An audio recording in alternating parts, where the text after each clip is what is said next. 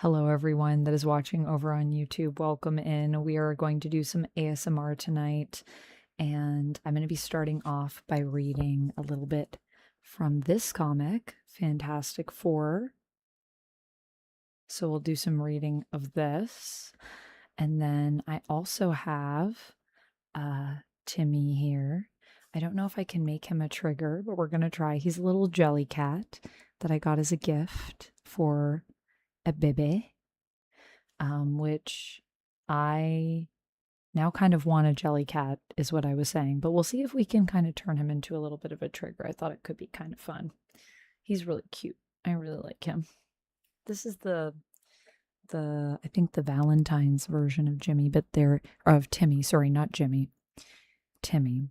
But there is also a holiday one that's really, really cute.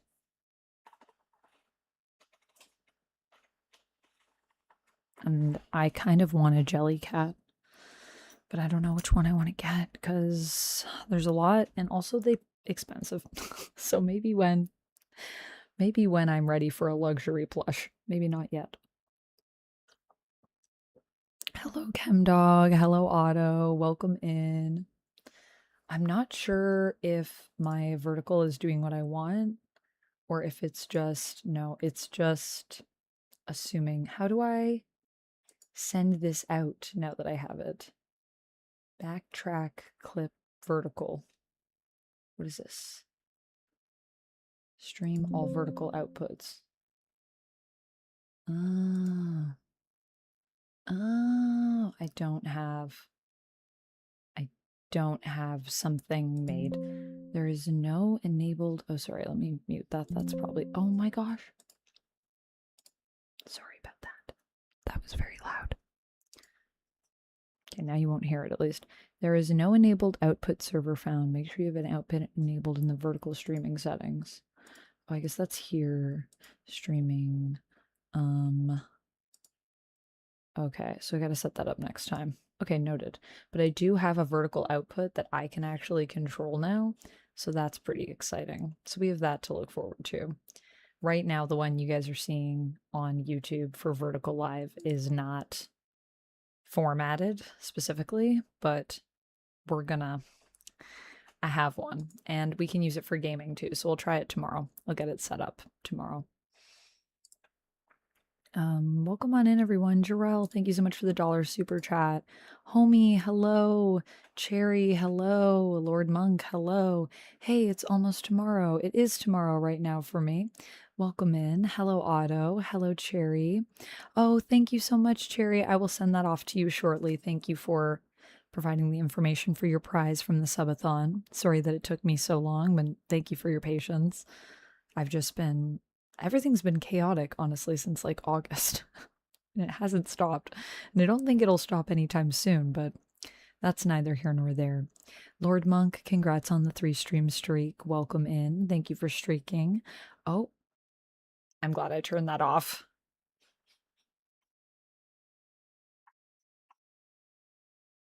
I can't have that play because it's ASMR, so that's way too loud. So Rob, I'm gonna refund, even though I did do a gun show for it. I muted the audio because that's way too loud for ASMR. So I'm just gonna turn that off and I'll refund your points since we didn't play the audio cue. Let me see. Let me go into channel points.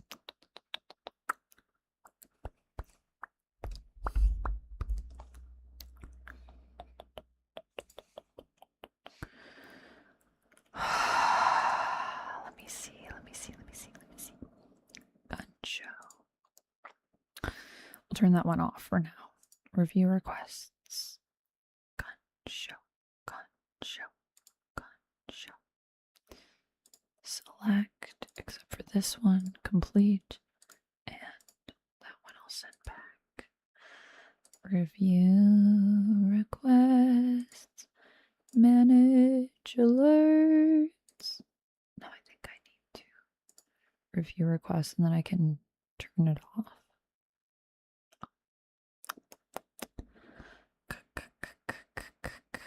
Yeah, there it is.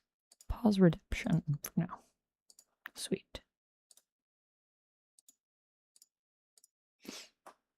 All right. Homie, congrats on the 7 stream streak. Thanks for streaking. Tiny Tim Turtle. Yeah, he's a cutie. He's a cutie. Salim says, I could see a dinosaur just using Ben as a chew toy and him being annoyed by the whole thing. I could definitely see Ben getting into that kind of predicament.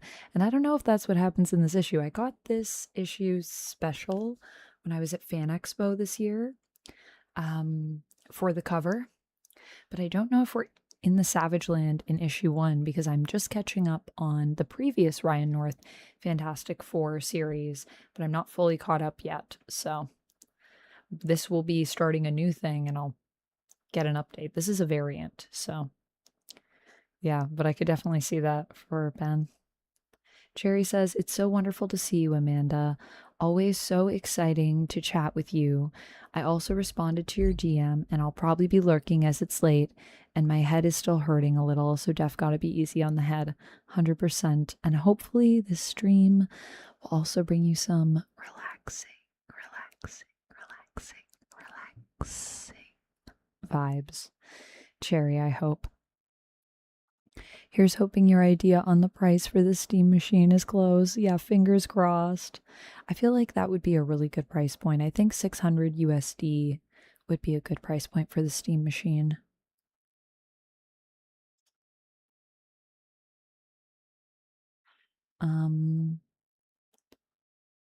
Wait, ASMR. I'm here for it. Yes, Fredzilla, we're doing some ASMR tonight. Dichotic, welcome in. Thank you so much about the glasses. These are my blue screens.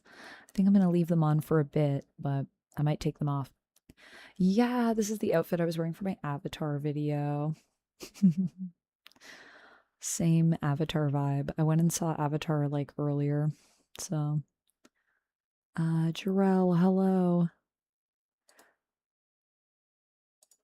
Thank you again for the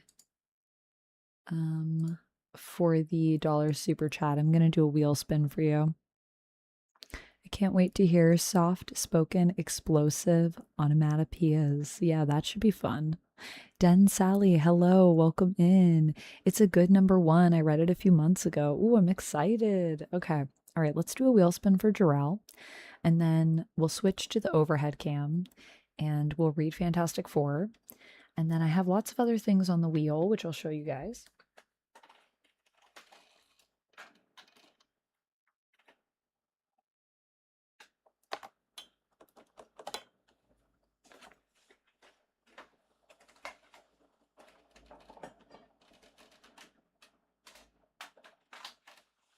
Sorry, I'm just clearing some space on my desk. Okay. Also, I was going to do a deal tonight because there's another deal coming up on December 23rd. Starting on December 23rd through to January 2nd, you get 35% off bundles of 5 or more gifted subs on Twitch.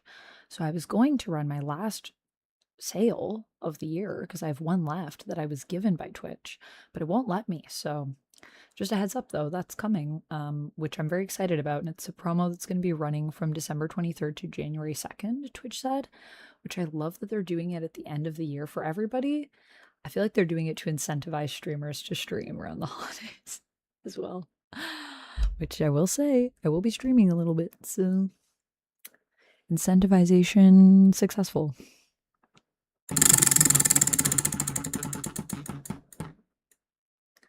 All right, we got some fancy nibbles. Not what I was expecting us to get, but there we go. Actually, I can put both my chats up on this stream because I'm just doing my face, so I don't have to play a game. So let me grab a little bit of the nibbles for us to nibble on, and then we will read Fantastic Four. And on the wheel tonight, I have waves, which I do with my towel, which I know a lot of people love. So that's an option. You can request a book for me to read a little bit from. It can be a comic, it can be a book in my library, it can be manga. I have some manga as well. We have pack openings. I have these little Pokemon trick or trade packs. You can choose a trigger for me to use. I will do a name trace. There's dialect, there's be kind, there's positive affirmations. So lots of great things on the wheel tonight if that's your vibe. But let me grab some fancy nibbles for you, Jarrell, and thank you again for the $1 super chat.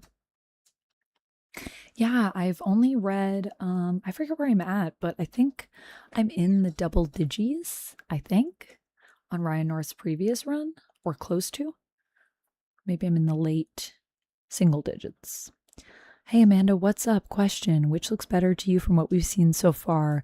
TGE, I'm assuming you mean actually, new Mortal Kombat movie or Street Fighter movie? I'm going to go with Mortal Kombat because I'm not really following too much with the Street Fighter movie, and I don't really know the lore of Street Fighter, so I would pick Mortal Kombat, but I'm also more of a Mortal Kombat gal. So I'm probably kind of biased. What about for you, MKF? What do you find to be nicer? Lord Monk, thank you for the stretch. I appreciate you. Thank you for the stretch. Jerry, thank you for the lurk. All right, let me grab the nibbles and then we'll get into the comic. BRB, thanks for the lurk, Cherry. Amanda is the lady in red. I am the lady in red tonight as we do a little bit of ASMR here. Give me 1 second and I'll be right back.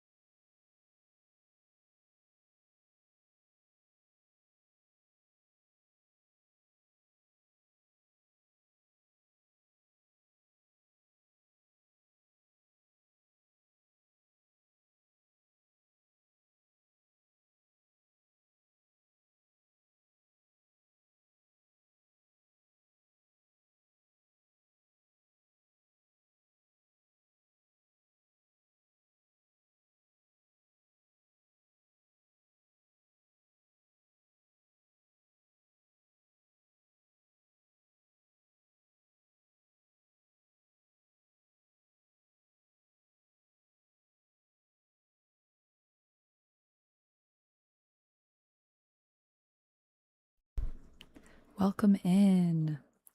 Locke says Amanda wins. Flawless victory. Yes, indeed. Sometimes. Not all times. But I will say that the last time that I played Sonya Blade in an arcade, I crushed it. I was doing really well. Still working towards getting out in 2 days, although that makes it sound like I am in prison.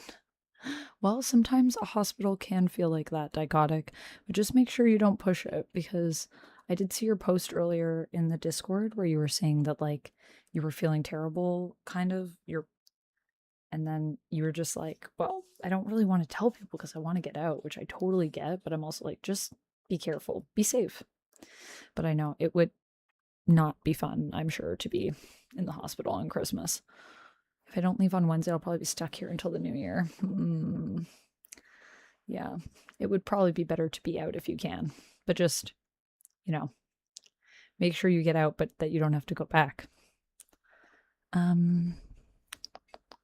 don't know why I'm surprised, but I'm actually relaxed by this. Well, I'm glad to hear that, Cecil. Yeah. ASMR I find to be quite relaxing. It gives me little tingles on the back of my head, so... KK said, so just came in. What are we doing? We're doing ASMR. I just put the prompt for Nightbot so it explains what it's up to. Also, hi and bye, Dragon Trainer. Dragon Trainer said hi and then immediately said bye. Good evening, ma'am. Hope you're having a great holiday season. Thank you, Henry. I am.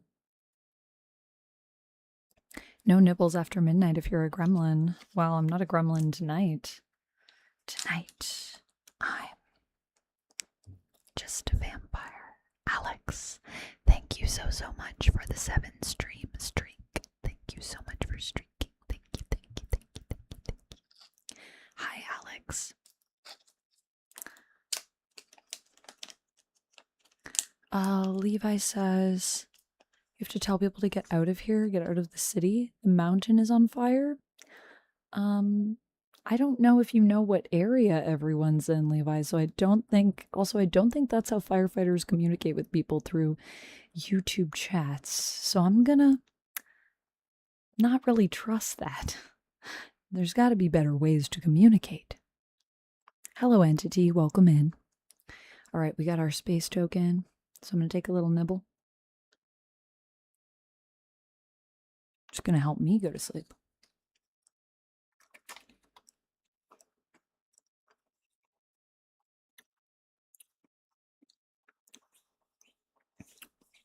Mogwai calling them gremlins is racist. Was that established in the recent animated series? I didn't finish it. Gremlins is the name of the movie, though, so I feel like I think it's okay to call them gremlins, considering they are, I think, fictional beings. So I think it's okay. Is that something that's established in the new TV series? I only watched the first few episodes. Super Sumerian, I'm so glad you're enjoying the stream. You're planning on playing Digimon Storytime Stranger and nodding off, but a stream is nice too. I mean, you can do that too. You can listen and play a game and do everything. Gen X, we might be doing more of these. I kind of want to do a whole channel where it's just comics and ASMR, but I don't know when I'll have the time, you know? Oh, they aren't gremlins till after they're fed. Oh, I don't know, because I was like, maybe there's something in the lore that established it. Oh, I got you. Yeah, that makes sense. No, you're right, Dichotic. They're not gremlins until after they're fed. Then they turn from Mogwai to gremlin and they go off. That is true. Hi, Mackenzie. Welcome in. All right, let's see if I can get my other camera to work. Not this one. Maybe I need to switch. No, I need to switch to. This is the virtual webcam. I don't know why my camera isn't responding. Did I plug in this with the wrong? Oh, I may have plugged this in with the wrong cable. Hold on one second. I just need to change my cables around and then we'll read.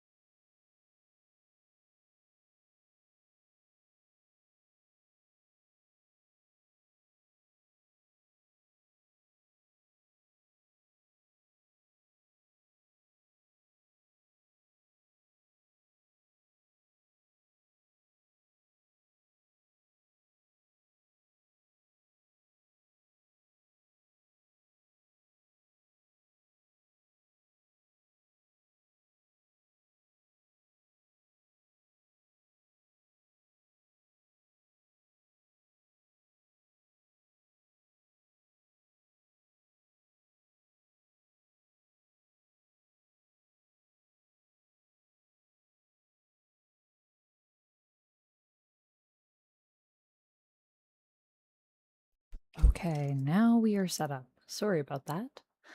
I'm feeling pretty good, Marvel Man. How are you?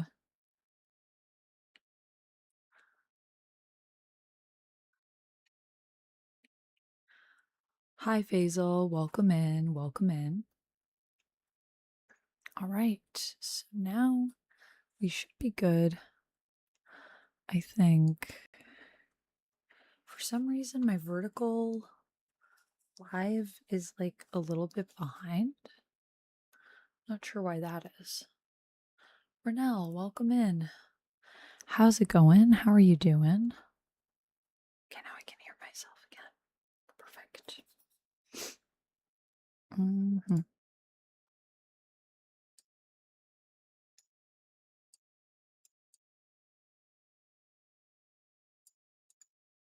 And can I zoom in? Pardon all my cables.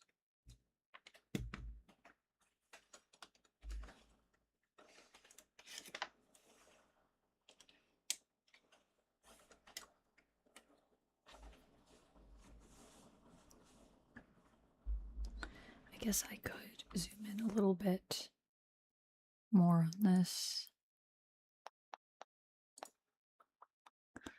Camera controls. That's good.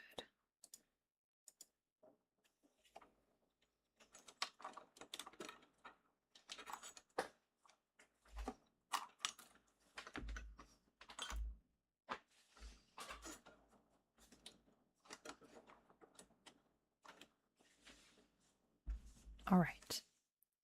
So we're going to read some Fantastic Four together. Hi, Lantern Zone. Welcome in. How are you? All right. So, well, this just says Marvel 1 Variant Edition Fantastic Four.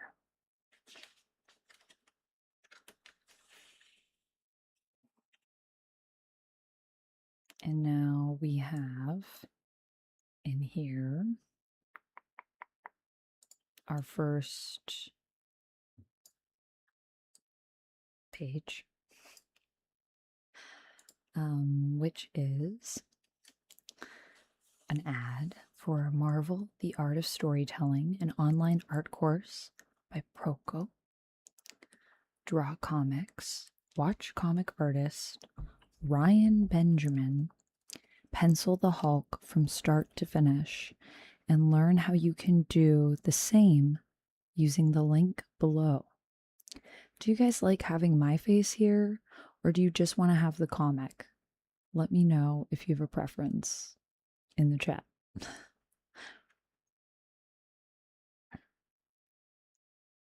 And we'll see.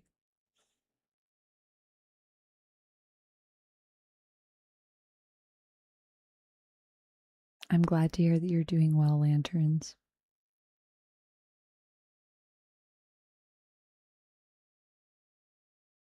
Oh, nice. Yeah, Taryn is awesome. We rate her a lot. That's so funny that, where did we rate last night? We rated Wink, right? That Wink rated Taryn when we were also thinking of, we were between Wink and Taryn. So it's funny that they know each other.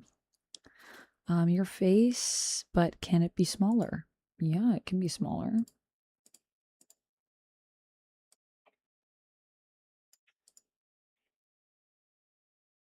Less face. Hello, Chris. Welcome in. Rashid says both. Yeah, both is great. Face and comic. Face and comic is good. For those of you that are watching on the vertical, sorry that you only have the comic right now. I can't put my face there yet, but I have it formatted. So I'm going to add this also as an option, the camera 2 scene. And then I will set up the settings so that it will be sending to the vertical over on YouTube. So yes, that will be a thing that will be happening soon. All right. Renell, congrats on the 10 stream streak. Thanks for streaking. Nick, welcome in. How are you? Thanks for being a member, by the way. So you can scan the QR code if you want to check out the art course by Proco and learn more about how to draw. I'm terrible at drawing, so I'm definitely not doing that. You've grown accustomed to my face. How very My Fair Lady of you. Thank you, Nick. Welcome in. Ben Grimm, incredibly bright-hearted, big-hearted, impossibly strong, calls himself the Thing. Smack. I call him my best friend. Reed Richards, as stretchy as he is smart, and he's the smartest man on the planet. My spectacular husband. My Mr. Fantastic. I also love the acknowledgement in the comics that I saw recently where Reed is talking about why he calls himself Mr. Fantastic, and it's this idea of he does it because he wants to not have people recognize him, and calling himself Mr. Fantastic creates this sense of ego that he just doesn't actually embody, so it's easier for him to blend in with crowds and disappear because Mr. Fantastic is like a figure and he is just a guy. I love that idea. Gina, hello, welcome in. I'm sorry to hear about your loss. Nick, hello. What's up with me? Just doing some ASMR tonight. How are you? Okay. Johnny Storm, my brother, a living inferno, the Human Torch. He insists I add that he's single and largely ready to mingle. Crick, whoosh. Oh, this is a nice page. Woo. Whoa, is the artist the same? This does look similar, but I think this might be a different artist on this book. Did we change creative teams entirely? Does anyone know? And that's me, Sue Storm, the Invisible Woman. I bend light and energy, and I make force fields with my mind. I lead the team. We're the Fantastic Four. I brought us here because Dr. Doom has taken over the planet, and today we're going to stop him. Today we're going to save the world. Surprised to see us, Doomy? Crack home. Whoosh.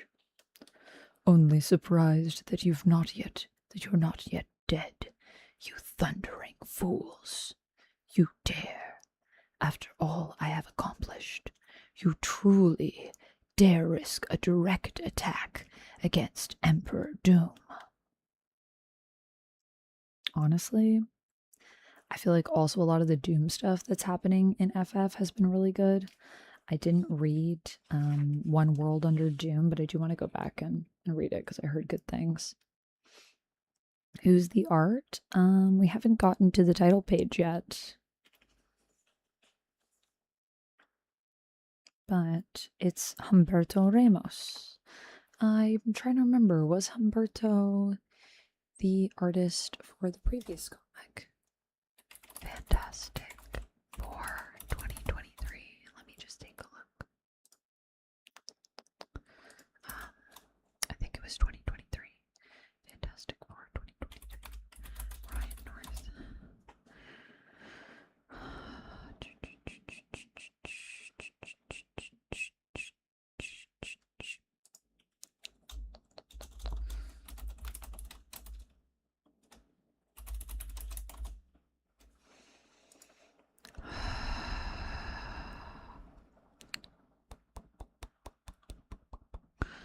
We need to take a look here and see. Maybe it's volume 5 actually. No, it's like volume 7 or something. Yeah, volume 7, 2023.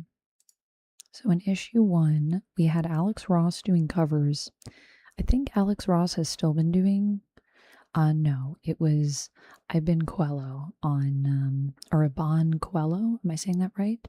So we did switch artists to Humberto Ramos, who I really like his art, so this is a cool shift.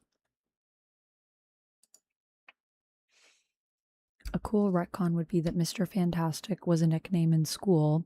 The team name could come from that. Yeah, I don't think that's ever been a thing, but I don't know all of the setups for all of that. Okay, bye, Renelle. Jamie says, I like that moment when Dr. Doom is explaining how his choice in title is actually humbling, which means Reed beats him in being humble because he doesn't even put Doctor in his celebrity name when he could. That is a good point. Nick, you think they're making Doctor Doom too powerful in the comics? I don't remember him being this crazy powerful in the 90s. Well, a lot has happened since the 90s. A lot has happened. He became God Emperor Doom. Doom also has expanded his knowledge of the mystic arts. I loved your coverage of the Hellion stuff when you did it, and I enjoy all your stuff. My coverage of the Hellion stuff here on my channel. Did I talk about Hellions on my channel? I guess we did talk about recently some of the Krakoan comics. I think people really discount the Thing's strength. He is on the same level as the Hulk, but I don't know. What do you think? He is, but I'd still give the edge to Hulk. I think Hulk is stronger. I think Hulk has a higher ability. He is more of a peak, I guess.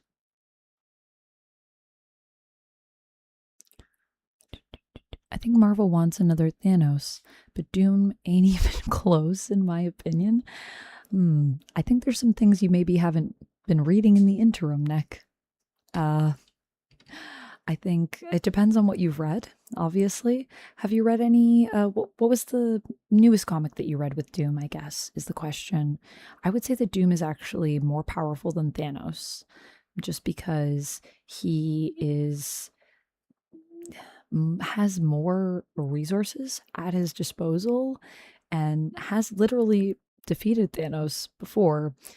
Granted, he was super powered up at the time. So, like, if we're saying base level, then maybe not. But I don't really like power scaling anyways, because I feel like it's pretty silly, because it just depends on the writer that you get as to what characters can or can't do. So, power scaling isn't really real to me, because it just depends on the story and what is required of the character and how much a writer loves or sees potential in that character, or how much they understand their character and their power set. So that's my thoughts on that. I thought I taught you all how futile that is, you especially, Grim, and yet here you are. Oh, is that what you were trying to teach us? Holy Hannah, to me, you're not a good teacher. Agreed. We understood an entirely different message. It starts with doom, and it ends with always loses. Smash. Smash. Smack. Smack. Since I have become emperor, none have laid a hand on me, Richards. None. But of course, you and your ridiculous family think nothing of it. There is a whole point that I was reading where Doom is just trying to, like, fix a mistake that Reed makes, and he, like, makes it so much worse in the recent run. It feels so Doom of him. Doom is awesome, but Thanos is peak. Thanos with or without the Infinity Gauntlet, though. Thanos is pretty powerful, but I don't know. I think Doom has a lot more potential than Thanos does, personally. Shake and bake, are you falling asleep? That's what we want. If you ask Jim Starlin, Thanos and Adam Warlock are the only two powers in the universe, but that's his opinion. Yeah, that's the thing. It just depends on who's writing and, like, what characters they like. Nothing against Thanos. Definitely nothing against Adam Warlock either. I think they were both great characters and they're super powerful, but I just think, like, this character is more powerful than this character, therefore this character is the best character, is like, well, I don't know. To me, also, though, my favorite characters tend to not be the most powerful characters. So I think the reason I like Doom isn't actually because he's powerful. I like him because he's complicated. I like a lot of complicated characters and a lot of weirdos. Hence why I love Hellions. I love my weird little guys. The four of you defying me, each supporting the other in your little folie à quatre. Stay down, Victor. No. No Emperor Doom has been ungenerous with you. Too confident, perhaps, in your ability to correct yourselves. But if you insist on enabling each other's anti-Doom psychoses, then in his grace and in his mercy, rah, arg, Doom will end them for you. Okay, all right. Well, we're starting off with a Doom fight, and I don't hate it. I think that makes sense considering where we know this is going and One World Under Doom. You would set up this run with starting with Doom. So we have Ben Grimm, The Thing, Johnny Storm, Human Torch, Reed Richards, Mr. Fantastic, Susan Richards, Invisible Woman, who are the Fantastic Four. Writer, Ryan North. Artist, Humberto Ramos.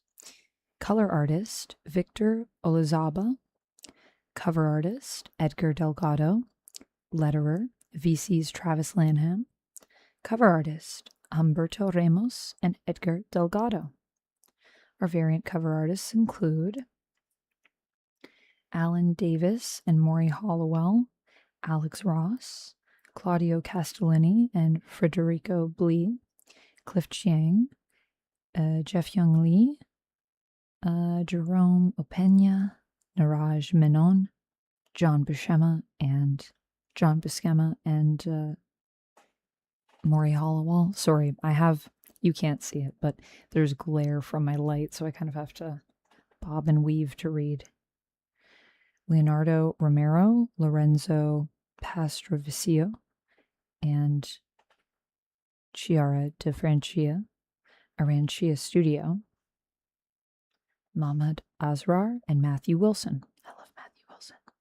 NetEase Games Marvel Rivals variant is by Ryan Meinerding. That was NetEase Games did the Marvel Rivals variant, and then Ryan Meinerding did the Marvel Studios, and then we also have a variant by Scotty Young, which I did see the Scotty Young variant, and it was also pretty great.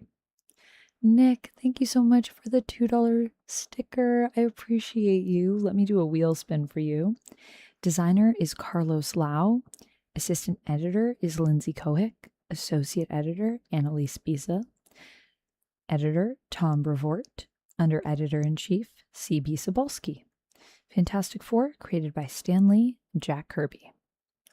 Let me do a wheel spin for you, and then we'll continue on.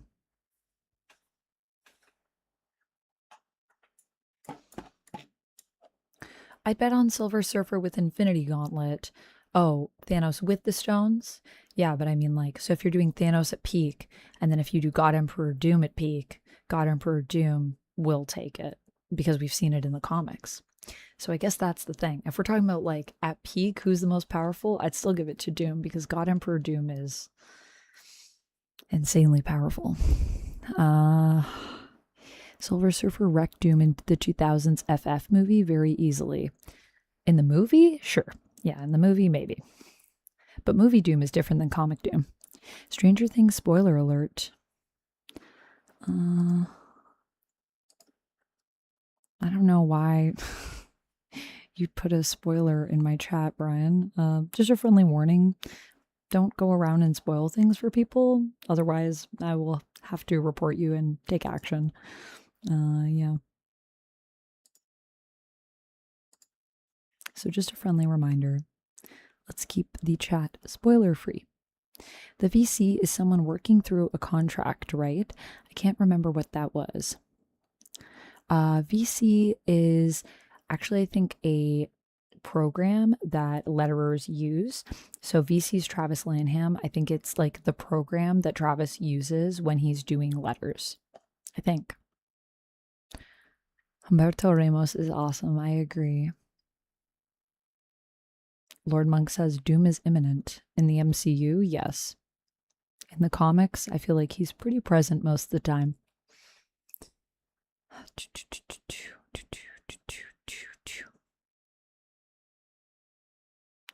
Biyushima?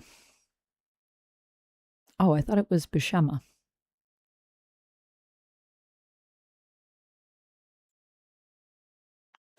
Where's Franklin for the Fantastic 4.5?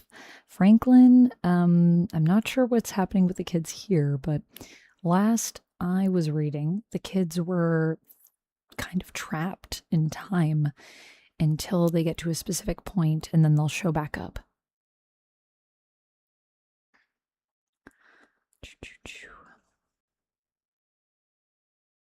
Let me do a spin here. Oh, I realized that I just have my my filter on still. Hold on a second.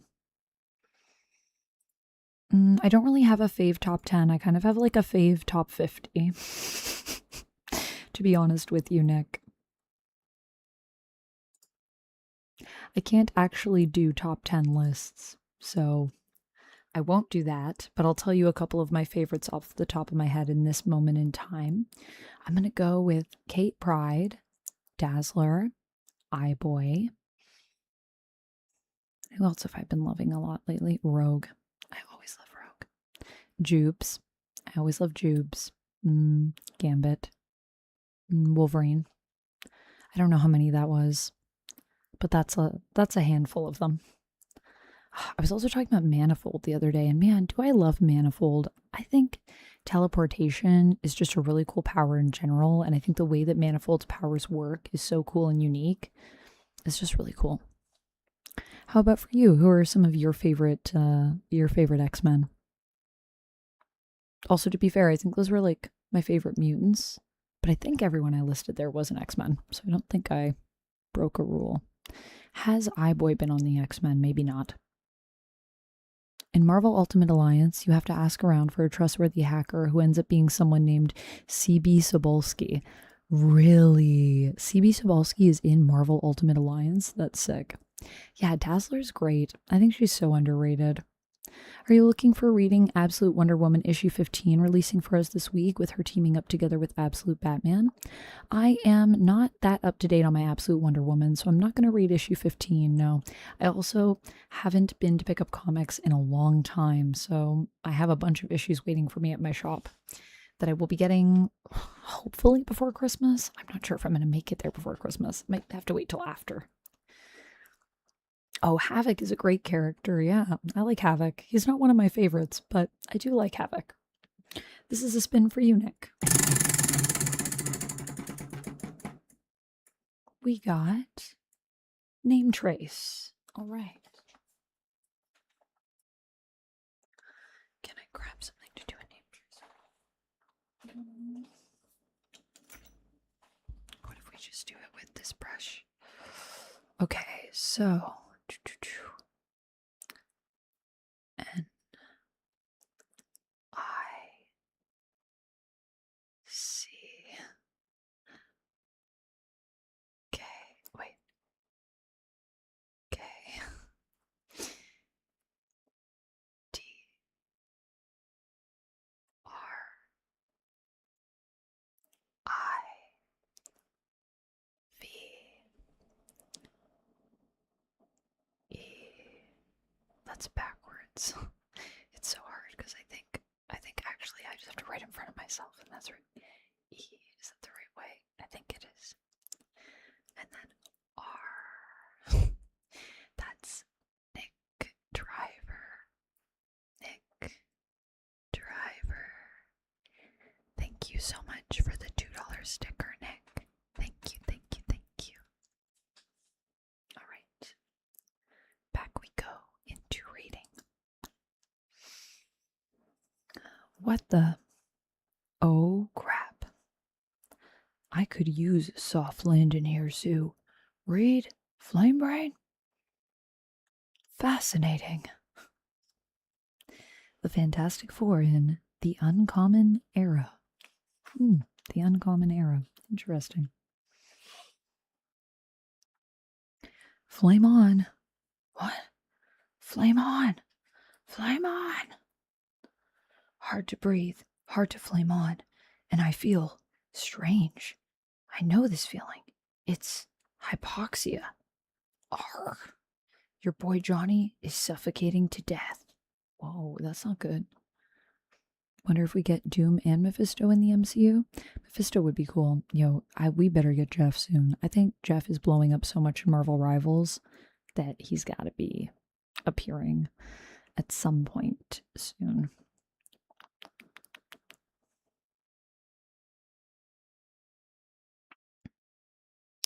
Chemdog says, Absolute Wonder Woman 15 isn't out just yet.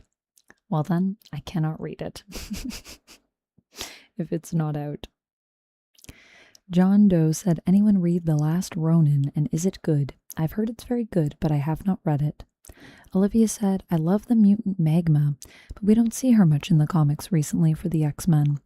Yeah, I haven't seen Magma in a while. Harlan, welcome in.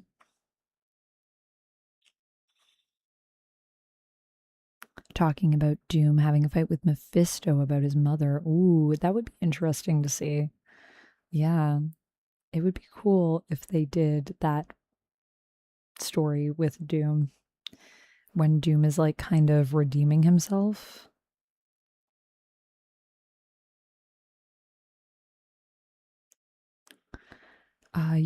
You don't want me to say that out loud, Rob? Okay. Well, thank you for you know what. Did I miss one? Renell, I missed, I think. Congrats on the 10 stream streak. But then I mentioned Alex's, so I think I've mentioned all of them. All right.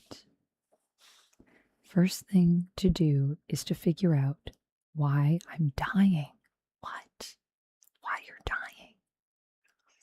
While I can still think clearly. Oh my gosh. Johnny's dying? Again? I guess last time he didn't really die. He was just like lost in space. I teased Reed about it, but building computers into our uniforms does have its advantages. Boop. Location, Earth, August 30th, 5,000 to 521,000. Wait. Oh, actually, I think it's 521 million.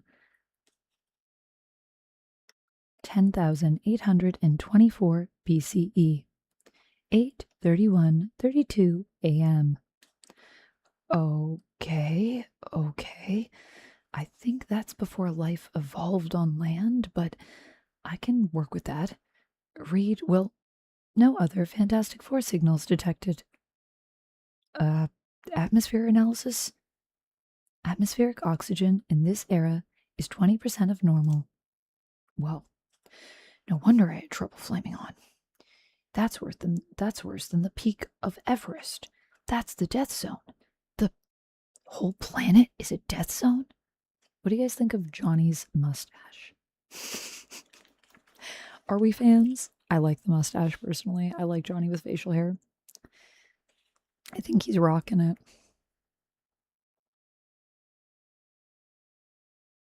Pyro sucked his flame, and then Cassandra, well, we saw Deadpool. Yeah, we did. Oh, thank you, Nick. Thank you so much for hanging out, and thank you so much for the kind words. I hope you also have a wonderful night and week. I don't know, Roman. Are you sleeping yet? What do you think about the Mutants Exile, Wallflower Surge, and also Blink? I like Surge quite a bit. I also like Blink quite a bit. Do girls like mustaches? I can't speak for all women on the planet, Nick. I like Johnny's mustache, though. I think he looks good with it. You can take or leave the mustache. Yeah, there was a time when he was disguising himself and living kind of like incognito.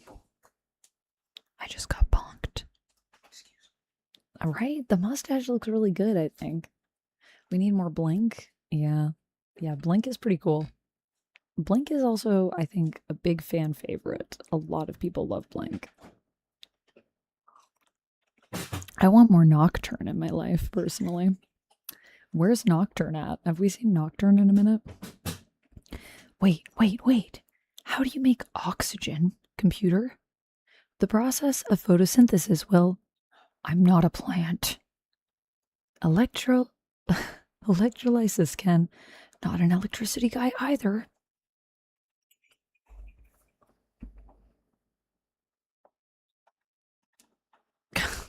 Just Rob, I don't think you have that power to grant me that. So I'm not going to speak for all women everywhere. I refuse, nor do I think anyone should speak for all people everywhere of any kind or in general. I'll let them speak for themselves. Each person is unique, and just because you are a woman does not mean you like or dislike mustache, in my experience. From what I hear from women. Nocturne, yes. Awesome in Marvel Snap. Yeah, Nocturne is cool. I don't think I have Nocturne in Marvel Snap, but my favorite AOA character in Age of Apocalypse, I think that's hard. There's a lot of good characters in Age of Apocalypse. I kind of really love Storm in AOA. I also love Rogue in AOA. But I don't even know what's happening with AOA now because it all came back recently and I've not been reading that. I read a little bit of it, but I don't know. Maybe I'll go back and read it at some point. A catalyst-based decomposition of hydrogen peroxide will... I don't even know what those are. How does someone make oxygen with fire, computer? Quickly! Oxidized metals, if heated to sufficiently high temperatures, release oxygen. Rust! Hell yes! I can melt rust! Flame on! Jump into the action, assemble your team, and power up for a mission unlike any other at Universal Islands of Adventure, one of 4 amazing theme parks at Universal Orlando Resort. I still love this Spider-Man ride. The Spider-Man ride's so freaking good. Universal Orlando Resort. Visit universalorlando.com for details. I'm not sponsored. But Universal, if you wanted to sponsor me, if you wanted to send me, I'll make content for you. I love Universal. It's easy enough to find rocks with my streaks of red in them. They're all over the place, and there's no plants yet to cover them. And melting stuff is child's play for the Human Torch. That's the good news. The bad news is, even making heat eddies bring the oxygen right to me, I discover. It's not enough. Oxygen levels 3%. Whoa, wait. Oh my god, I thought it was 3%. I was like, he's about to die right now, guys. Oxygen levels 31% of normal. It's not enough. I'm not even getting out of the death zone. This oxygen isn't saving me, it's just slowing the inevitable. I'm going to get more and more confused, more and more disoriented. And then I'm going to die. I've got one chance. Everything depends on what Reed told us to look for if we ever get lost, and what our uniforms have built-in trackers for. What do they have built-in trackers for? And so flying as fast as I can, dying as slowly as I can, I head for the Forever Stone. The Forever Stone? Okay. Tell me more. Been flying so long, gotta keep flying. Gotta keep flying. Can't remember why. Can't think, can't... The stone, right. And I'm almost to the stone. I'm almost to the... There. Safe. I'm safe. I just need to add the data, and I'm... What does this say?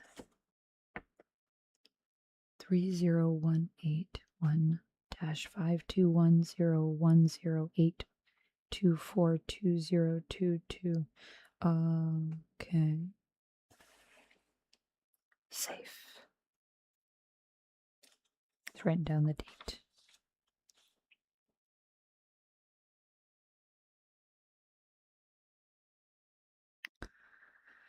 Did you ever see The Gifted?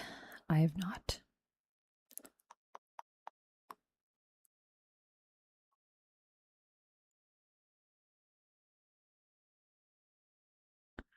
The Lorax, however, speaks for the trees. Yeah, the Lorax can speak for the trees. I think that's the one we can allow. You have a great night too, Nick. See you later, potentially, if you're leaving. Universal lacking? Really, Roman? You don't like Universal? I don't know. I feel like the Harry Potter area is pretty crazy. They still advertise that park? That's pretty good. The park's pretty cute. Still going. Firestorm versus Martian Manhunter? Is that, are you just sharing a versus you think is cool, Roman?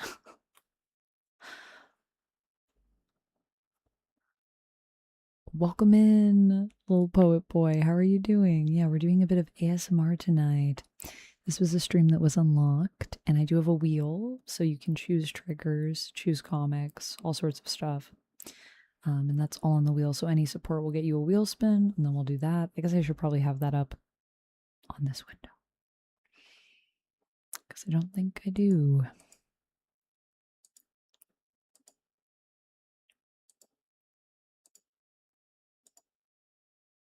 Also, let me reset my Twitch subs.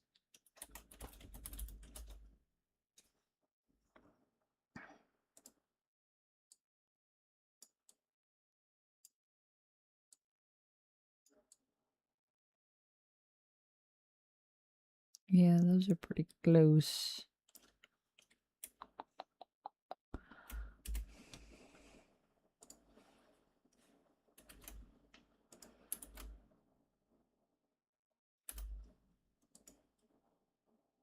Oh, what? Oh no, I just accidentally deleted the whole scene. Can I undo? Edit, undo. There we go, great. I was like, oh my goodness, I didn't mean to delete that whole scene. Whoops. Deactivate, activate.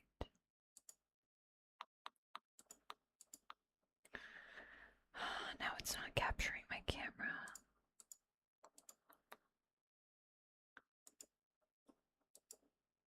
I might have to unplug and replug.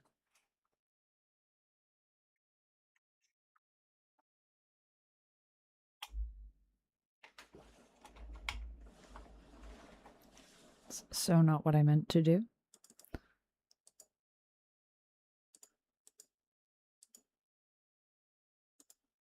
There we go, we're back.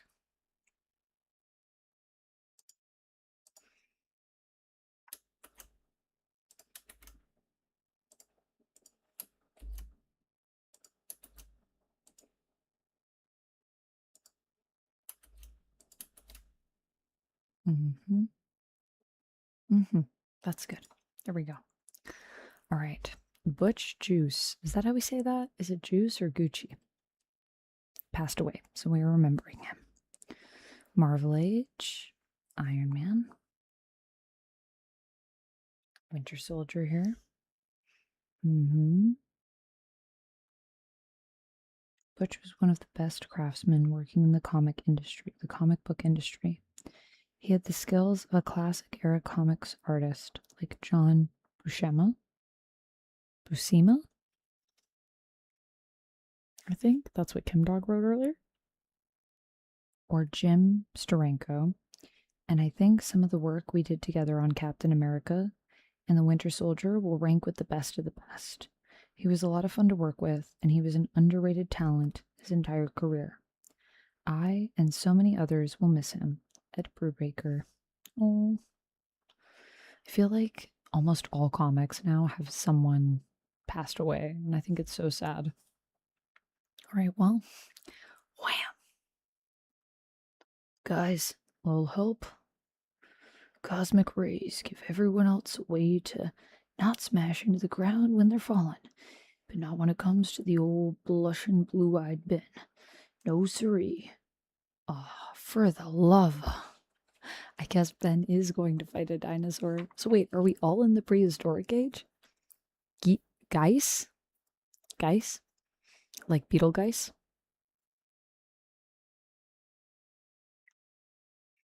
I get the sense that Ryan North is covertly teaching science concepts to the readers. I think he is. He definitely is enjoying the science element of his books, of his Fantastic Four book. And I also feel like science and Fantastic Four go hand in hand like this because it is a team of scientists, or, mostly scientists, maybe, depending on which one we're talking about.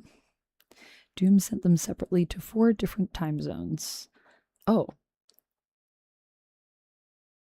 I guess we'd find that out in the issue as well. If we read. I was just guessing based on what I was reading so far. I know if you're sent back in time, you're definitely not supposed to step on any butterflies. But where does punching out at Dino land on that list?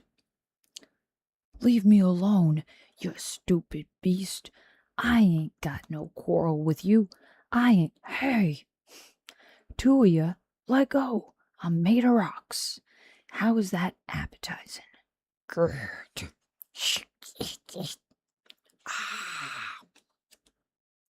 I ain't stepping on butterflies. Crack. But I ain't gonna be anyone's dinner either. That's right. This snack fights back. Go on, get out of here. Get. Smack.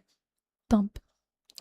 Location, Earth, September 14th, 92,457,121 BCE, 1:34:01 p.m. Yeah, dinosaur times. No kidding. No other Fantastic Four signals detected. Well, I ain't out yet. Not as long as I got a pair of smart shorts to point me in the right direction. Later. There you are. The Forever Stone. Oh, nice. Oh, nice. This is a stone that has existed since, like, almost the beginning of time. Cool. Cool. I wonder where Doom dropped off Sue. And it looks like Flame Brain made it here too. Good on you, kid. 2119192. A wee bit of carving, and old Ben Grimm is home free. Oh, here we go. Guess this is where Reed ended up.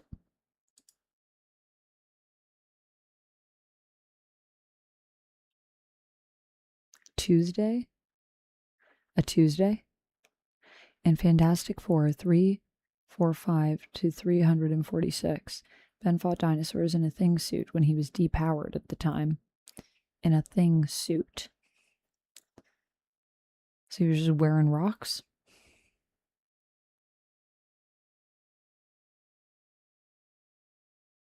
Hello, DS. Welcome in.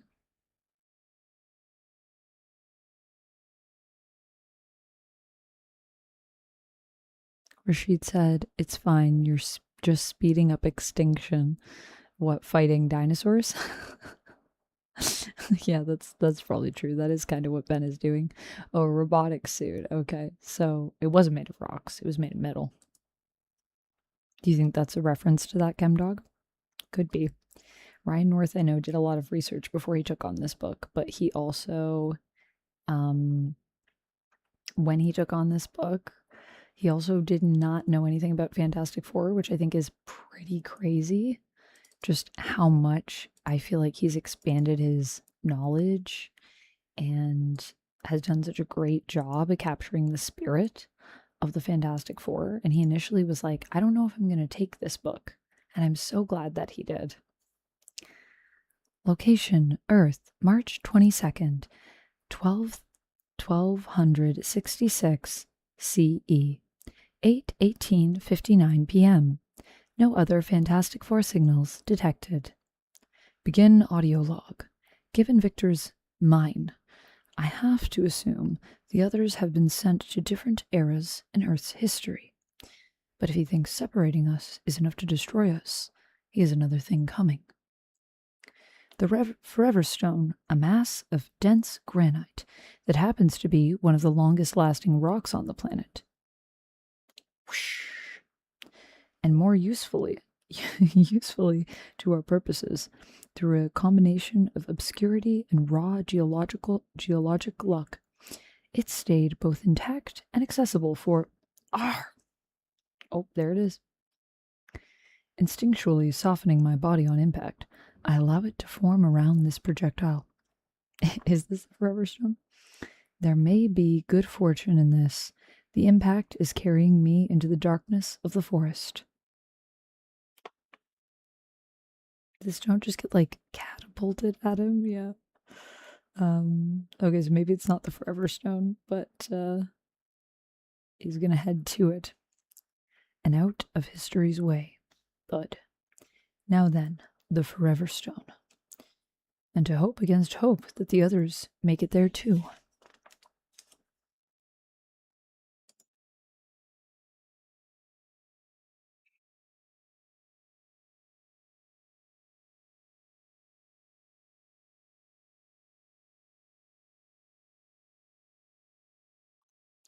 Oh good, I'm in a time with people. Oh no, I'm in a time with people. That was exactly Reed's reaction, I think.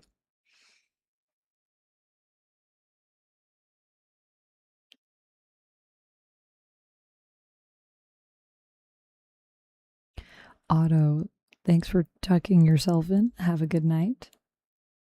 I'm glad that you are feeling sleepy. That's what we want. That's what we want.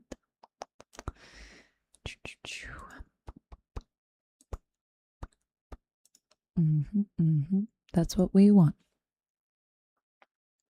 The stone is 3 months' travel away. I move as efficiently as I can, able to move more quickly at night, or when I am out of sight of any other humans of this time period. I acquire period-appropriate clothing from a midden, passing myself off as a beggar. It carries lice, of course, but as the parasites cannot bite my flexible skin, they soon leave for greener pastures. I travel, I avoid attention, and finally, I arrive at where I need to be. Ting. Resume audio log. If any of us are lost in time, the plan was always the same. Find the Forever Stone. Carve the precise date and time you find it into its face, and then put it back exactly as you found it. It's a failsafe, the best one possible when dealing with time travel. I've tracked the stone's location throughout history, which provides spatial data. The inscription provides temporal, with both space-time temporal coordinates become known entities, meaning the right person in the right place can help us find our way home. Well, there's the other dates for Johnny and Ben. I have a free digital copy. Paul Allo, Luca Claretti, Daniel Scalisi, Iguara, covered by Simone DeMio. Rivals Hellfire Gala, issue number 1. Who invited Ultron to the Hellfire Gala? Answer, no one. That was my thoughts exactly when that happened. August 2025.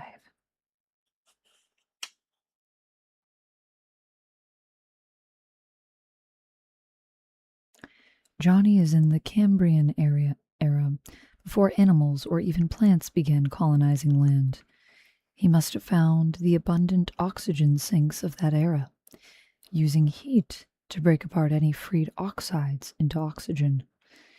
Ben is in the late Cretaceous, surviving against the carnivorous, charismatic megafauna of that era. Yet there's nothing from Sue, which leads me to conclude she's further ahead in time than any of us, which means it's now up to her to rescue us. Well, I think Sue can handle it. What do you guys think? I think she's got this. It's 1 a.m. here. You'd be tired. Bleep. Are you tired, ChemDog? Yeah, it's 1:11 here. What the? Normally, when I use my powers, it's just across a partial spectrum. I bend visible light around me, and hey, presto, I'm the invisible woman. I don't usually shield myself from the full spectrum because heat is energy too.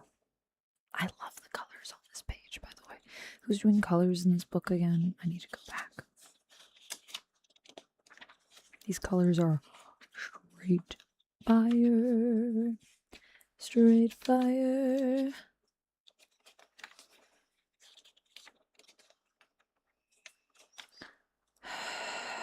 Let me take a look. Victor Olazaba. Really nice colors, Victor.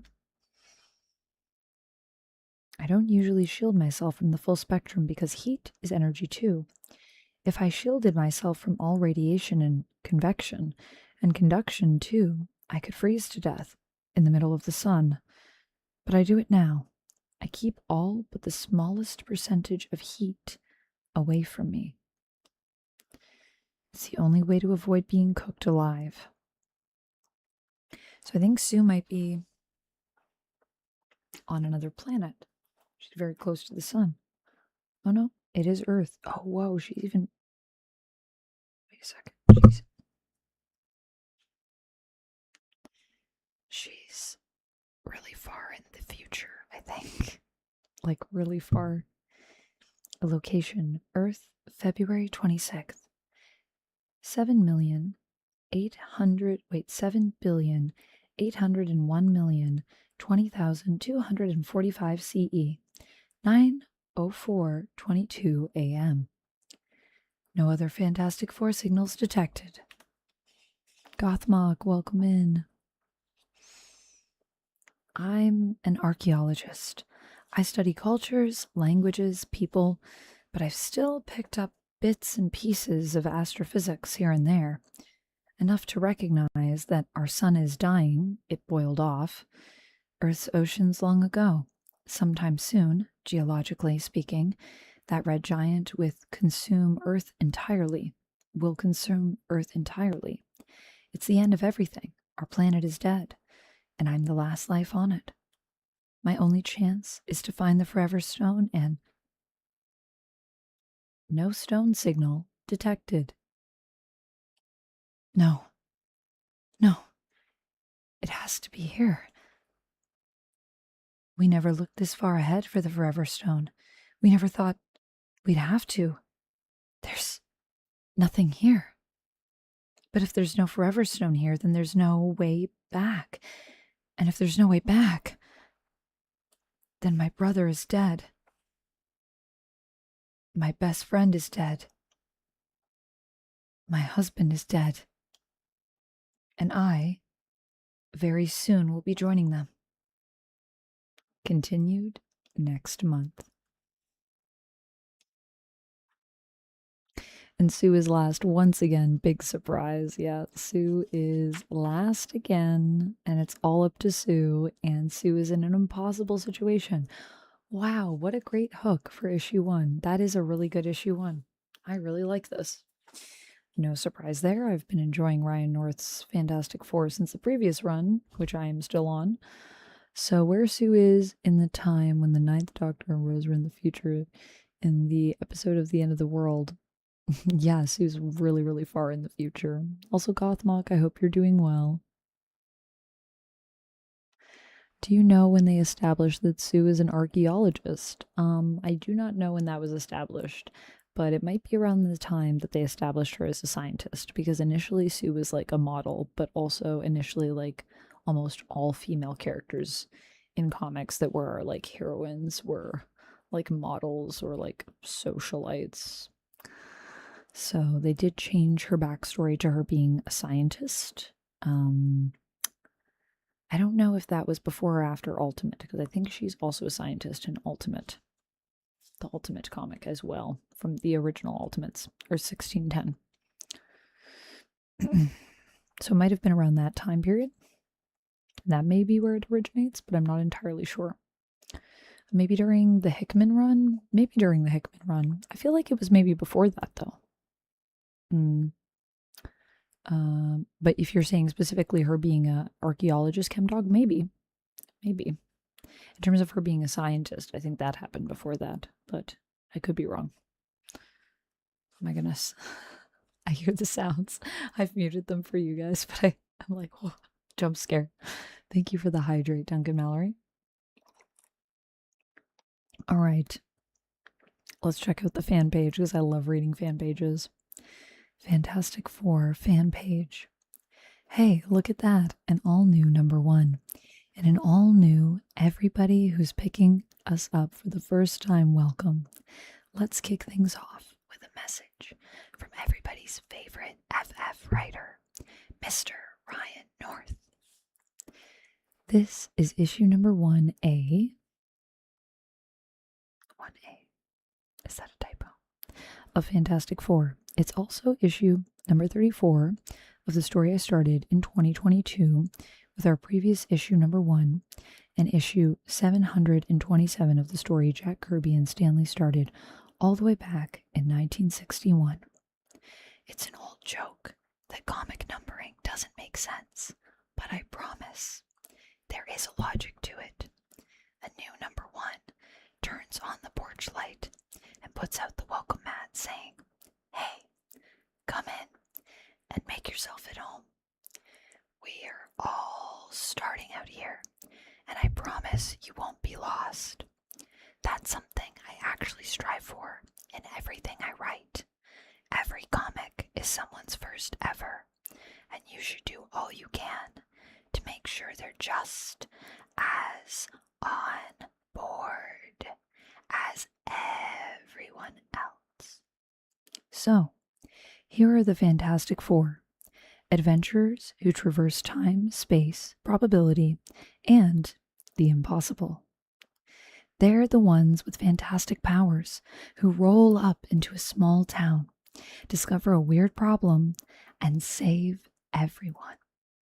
They're being brought to life by the great Humberto Ramos and the rest of our creative team, and I can't wait for you to see what we've been coming up with. A year ago, I got to visit the set of Fantastic Four First Steps, and as I was chatting with people in the art department, we got to talking about what we loved most about the characters. I said I loved Reed's receptiveness to new ideas. I loved Sue's hope and optimism. I loved Johnny's big open heart. And I loved Ben's unchanging humanity. I thought I did pretty good at capturing who these people were, but then someone, and I'd wish I'd gotten the name so I could credit them properly, summed them up perfectly by saying, "What I love about the Fantastic Four is simple.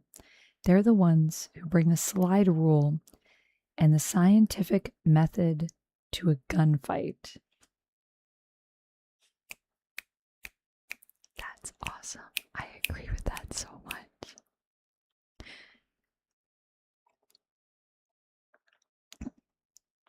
So, like, when we sent Katy Perry to space, that's so strange that Sue and Johnny would just casually go to space.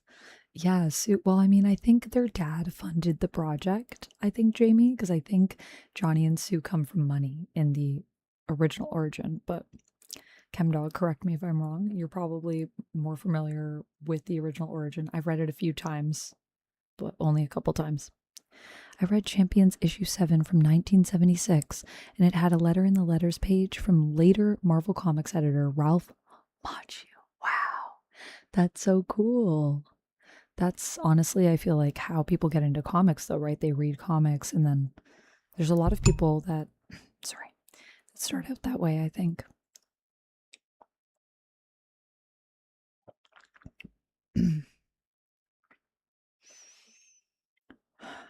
Thanks for joining us. Oh, wait, and they are. The Fantastic Four are hope, married to the belief that the world can be a better place.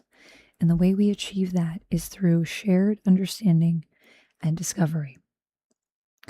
The universe is knowable, and since we're part of the universe, we are knowable too. They tell us that every problem has a solution, and if we worked hard and think hard, then we can find it too. Thanks for joining us for this latest chapter in the story of these 5, okay, 9 scientific adventures, and I hope you enjoy the many more that are coming real soon. Ryan North, Toronto, Canada, July 2025. Yes, you're correct, says Gumdog.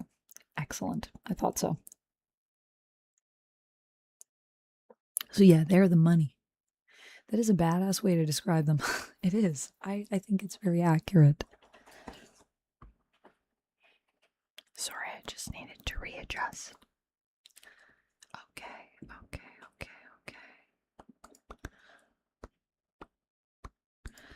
Next up, just because this is a new world alien evolution planet. Oh, wait. That's a separate column. Good. Like I said, you can't see it, but the glare, you can see it in my water, is real. Just because this is a new run doesn't mean that we're finished with the old business. So let's get into some fan responses to one of the most popular issues we've produced of late. This has been one of, if not the best books on the rack ever since this series started. Every single issue has been a fastball special, right out of the park. The alt-world alien evolution. Planet story, right through the heart every time I think about it. But issue 30, oh my stars and garters, I am standing here in the comic book store, shaking from suppressed emotion, trying not to scream aloud with how intensely I am feeling over this issue. What a masterpiece. Every panel, every scene was an intensifying build-up to payoff after payoff after payoff, all the way to the heart-wrenching end with the puppet master alone in his cell. Hats not merely off, but launched all the way into orbit to all of you. What a book. Nikki Wegman, Comics Connection, Pennsylvania. Glad you've been enjoying the series, Nikki, and rest assured this new iteration will be more of the same, just dialed up to 11. Oh, baby. Ooh, baby. I'm excited. To whoever at Marvel has control of this, every time someone complains about Johnny's mustache being ugly, please make it 0.5% larger. It's what Johnny would want. That aside, issue 30 was fantastic. As someone who's dealt with depression and body issues, Ben's struggle struck home in a very important way, and him going to Puppet Master to fix him in the way he did was genius. I love the lightheartedness of this run, but the more serious issues are absolute masterpieces. Massive kudos to the whole team. M. Griffith, Vancouver, WA, Vancouver, Wisconsin, WA. Oh, just you wait till you see what Humberto does with Johnny's mustache, M. FF team. The run on this series has been superb. I cannot understand why more fans are not talking about this title. Normally, I do not like tie-ins. They are very predictable, filled with standard tropes, and do not serve the overall story of the main characters of the title. However, this issue surprised me with the extreme emotional depth of Ben and Alicia. I remember a story from years ago when Ben lost his powers, and I thought, here we go again. Same old story. Boy, was I happy to be wrong.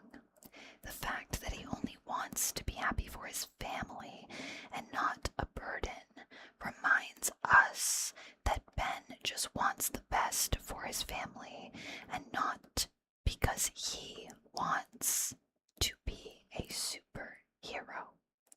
Him going to the puppet master for help not only shows his desperation, but how much he would sacrifice for his family. Longtime fans knew Alicia would see through this, but those of us in long-term relationships also know that we would see through our significant other's lies and pain, which made this story more emotional and compelling. Great job by all. Beautiful artwork, powerful story, just a great book. After 54 years of collecting comic books, it's nice to know I can still be surprised and moved by them. I'm going to remember this one. Bravo. Michael Rodikowski. Seems like this story hit close to home for a bunch of our readers. Michael, glad you dug it. Thank you for the kind words, Nick. Hey, Alabama, damn it. Welcome in. Time Roller, hello. I hope you're feeling lovely and sleepy. Washington, Duncan Mallory. Oh, Vancouver, Washington? I didn't know there was a Vancouver in Washington. That's cool. Hi, hey, I suffer from chronic pain.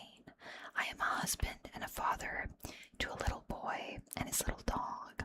Sometimes it's hard to pick my son up.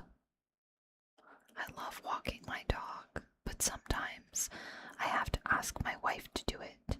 It's a real struggle to be the partner and dad I want to be when I'm just hurting so much. Some mornings it takes everything just to get out of bed. Sometimes I forget and I push myself too hard and I pay for it in a hospital bed or stretched out on the floor. I feel bad for Ben. I feel for Ben very deeply. You know, sometimes my wife calls me Mr. Fantastic. It breaks my heart a little because I don't feel very fantastic.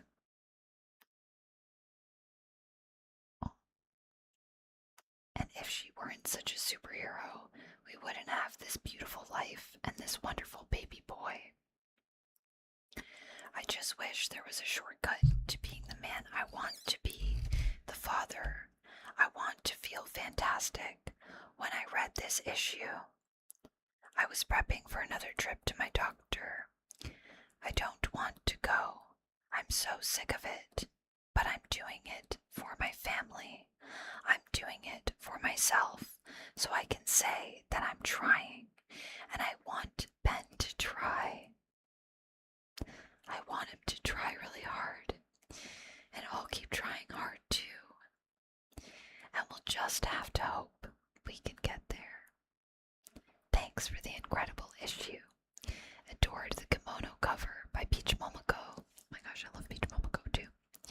I look forward to checking in on Ben next month. Kevin Lukacs, Virginia.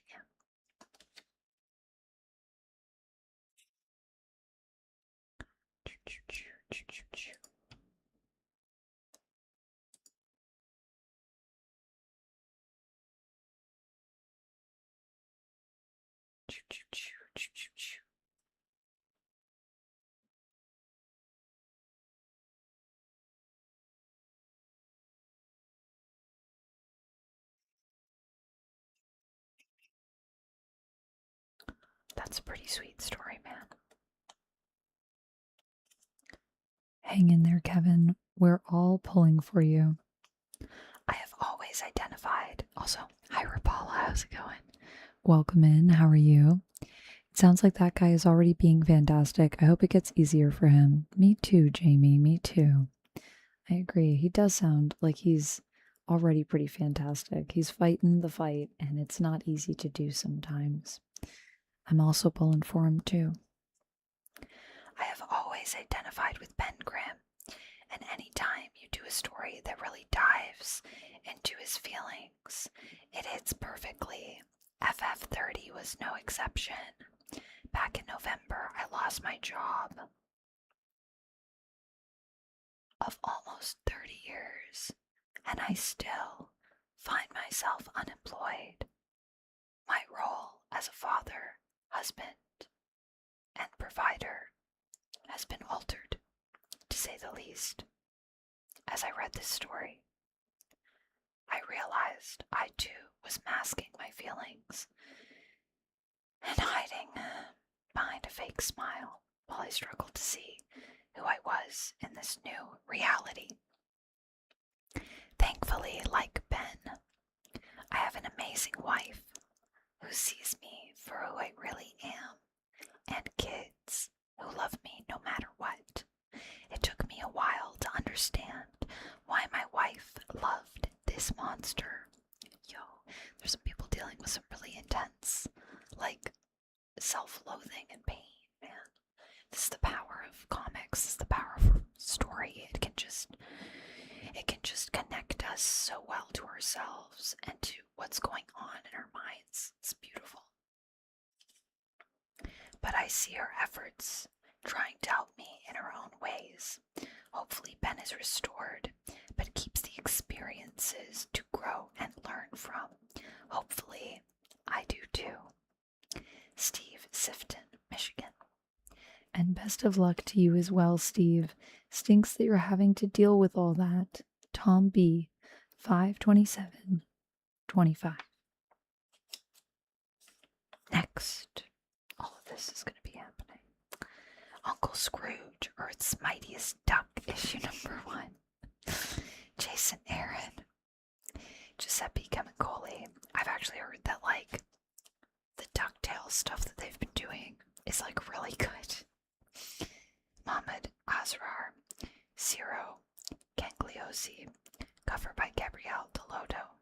The most epic adventure in duck history. An all-new limited series coming this August. And that is Fantastic Four, my Fan Expo issue.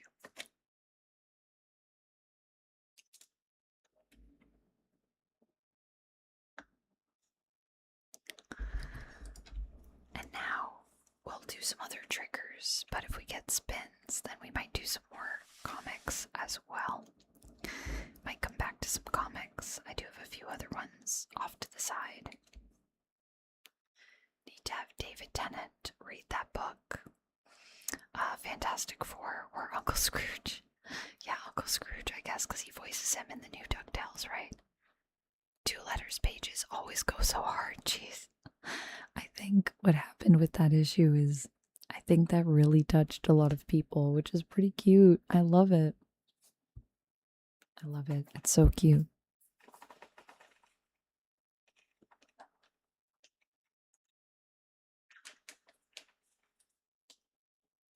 Okay, let's see if we can get some sounds. I don't know if we can get some sounds from Timmy.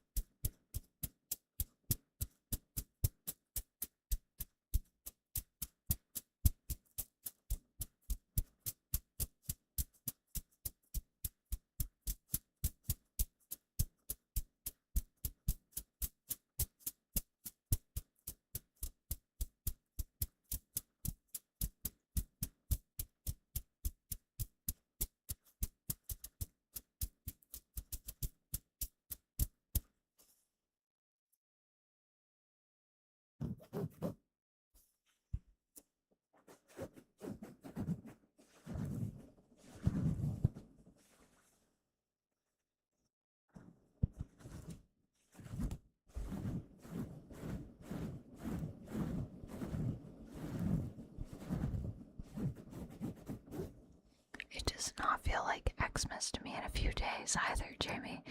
It's like insane how fast it's coming up. Sabrios, yes. Yes, good sleepy.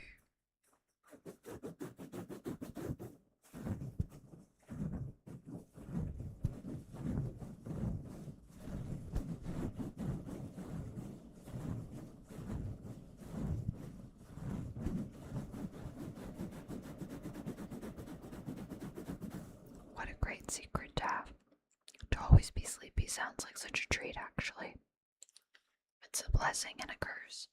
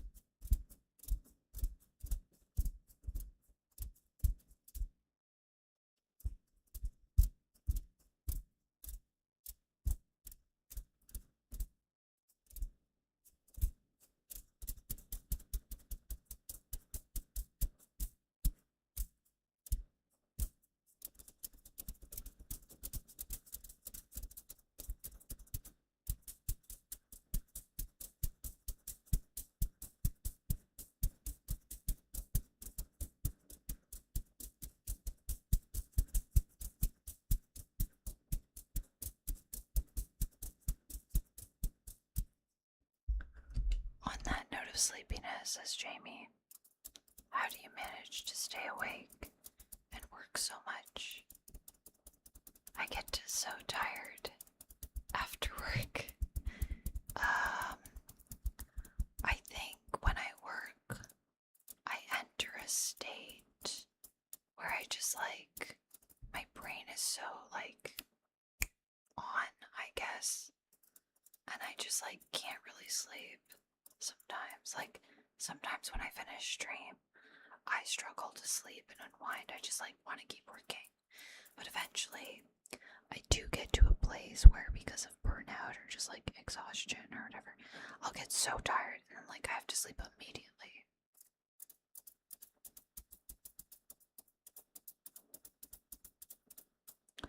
Zebrios, you're like the Hulk of sleeping. That sounds pretty great, man. You had a good cry watching some people hug in VR. I don't know who those folks are. Who are those folks? That's cool. Were they like people in VR, or were they, is it like in a game? Neurosama's an AI VTuber. Vidal is her creator. Oh, that's so cool. That's really cute.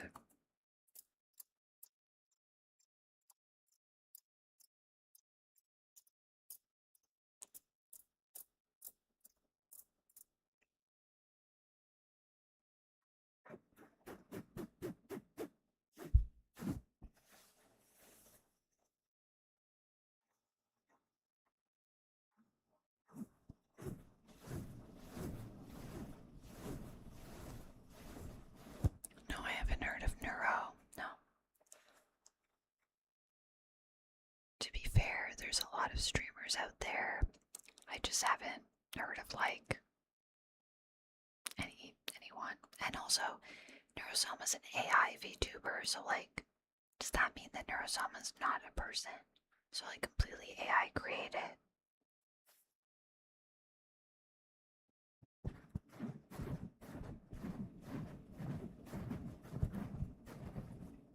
Completely it's not really the type of content that I like am interested in, I guess, embryos.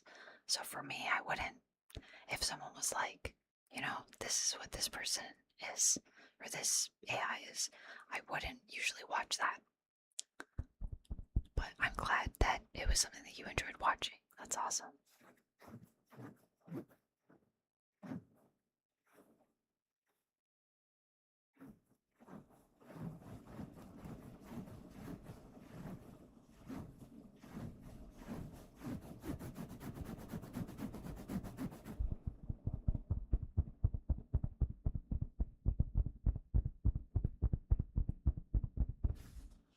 So basically just get like so tense that you can't rest.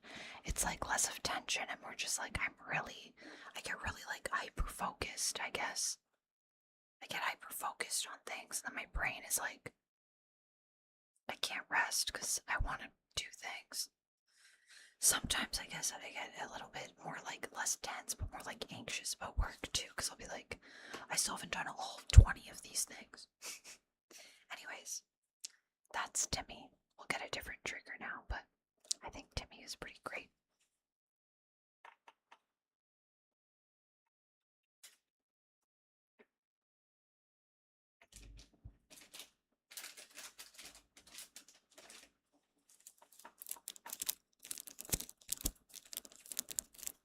Yeah, I was thinking that these presents might be nice. Maybe I'll get two.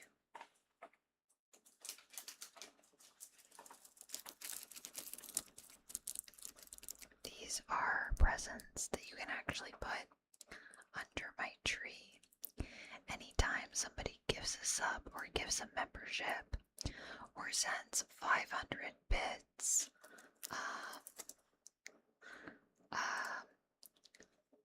or if somebody, no worries Alabama, damn it, ASMR is not for everybody, and I totally understand that. This was a stream that we unlocked, so it's not part of my regularly scheduled programming, but I personally love ASMR. I find for me it's very relaxing, it's very soothing, but I know it's not everybody's cup of tea. So, as always, there's no judgment if it's not your thing, and if you need to go, I totally get it. I'll make a note in hyperfixation. Yeah, exactly. But I thought these gifts would be cool. So yeah, if you gift a sub or gift a membership, or if you send 500 bits on Twitch, or a $5 super chat or more on YouTube, then you will get to add either an ornament or a present to the tree with your name on it.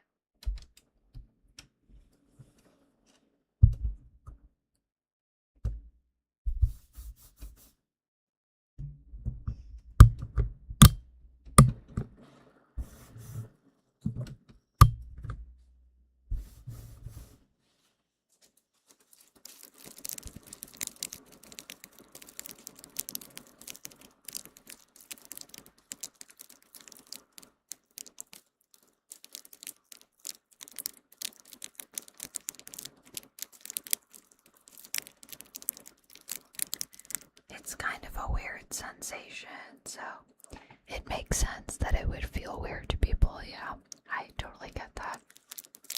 I thought it was really weird initially.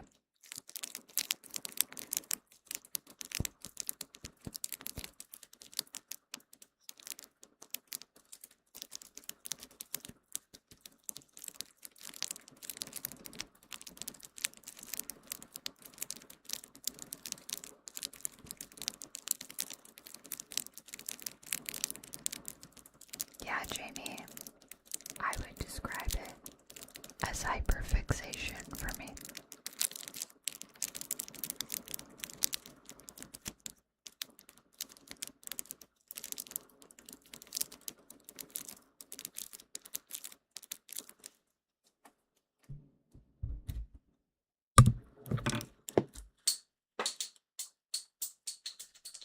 I've never broken that knob off before.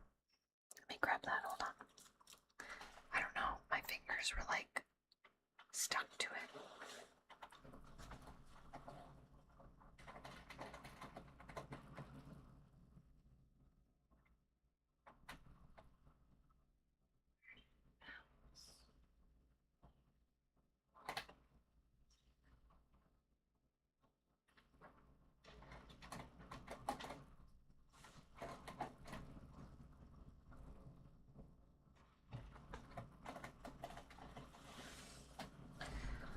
actually have no idea where that went.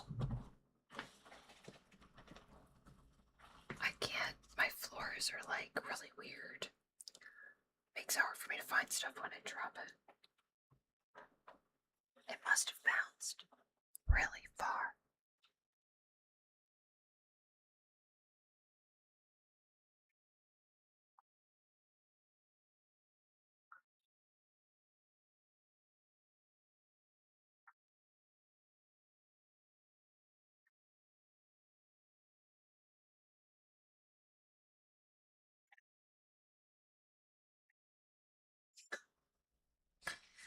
Well, hopefully I'll find it later. I don't think I can actually change the mic without it, so we're stuck on this setting, I guess. I can try to take a break and look for it at some point.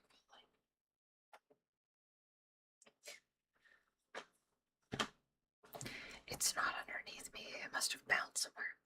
I am in a bunker, so yeah.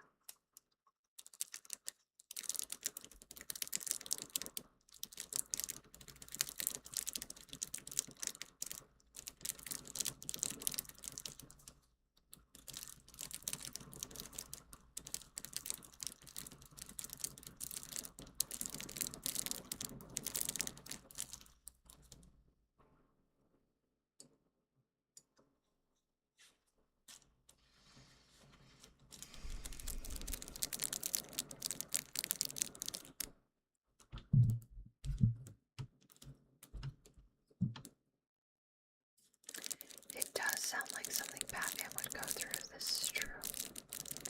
Probably that is the thing that Batman has experienced before.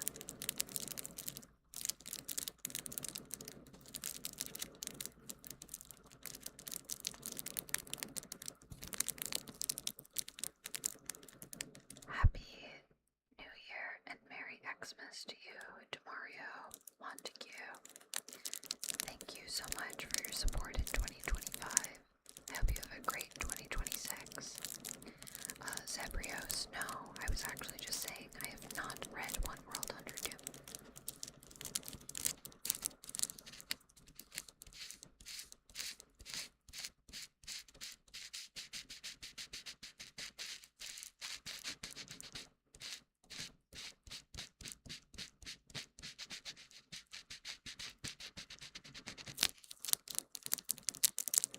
I have heard good things about it. Curtis, welcome in.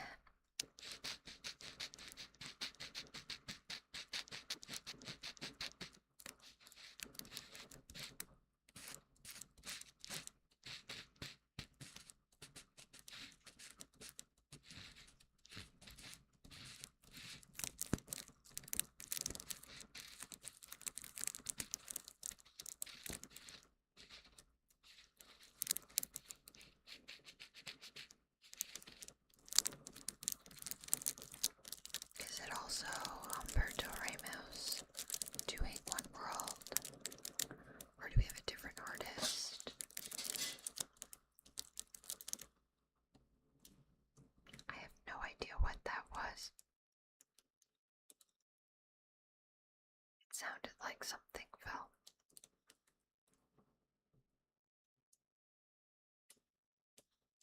But I don't see anything.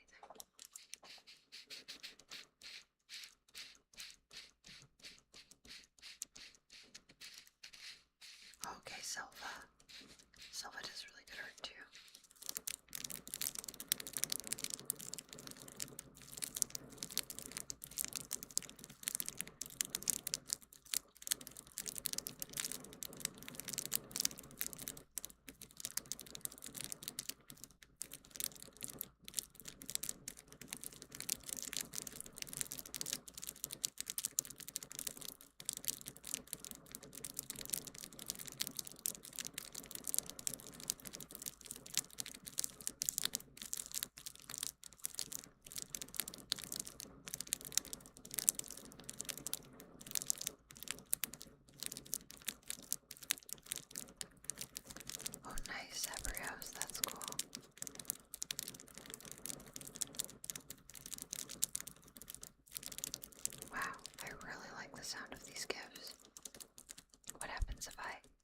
What happens if I put them together? Let's find out.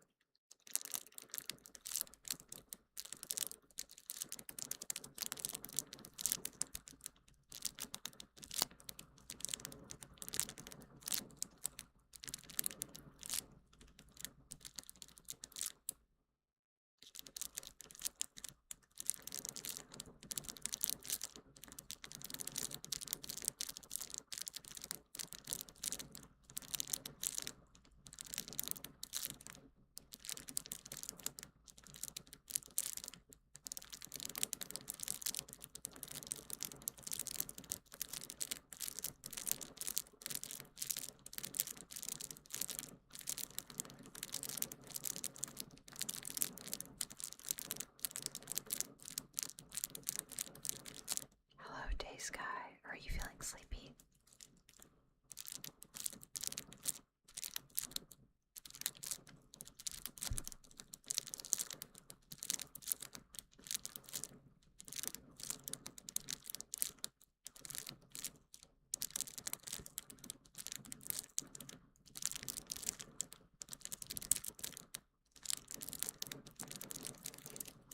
Yeah, I'm gonna say Christmas presents. I hit great trigger.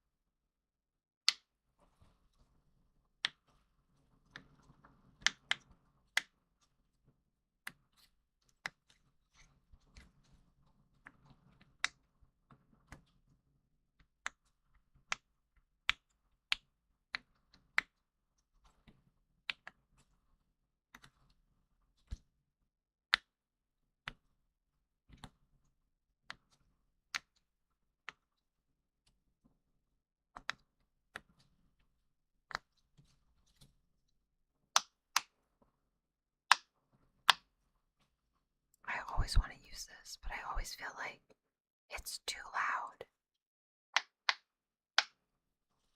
Like, I'm not sure if it's a pleasant enough sound for me to justify it, even though I love that it's a little, like, Grogu fidget popper that also is a game.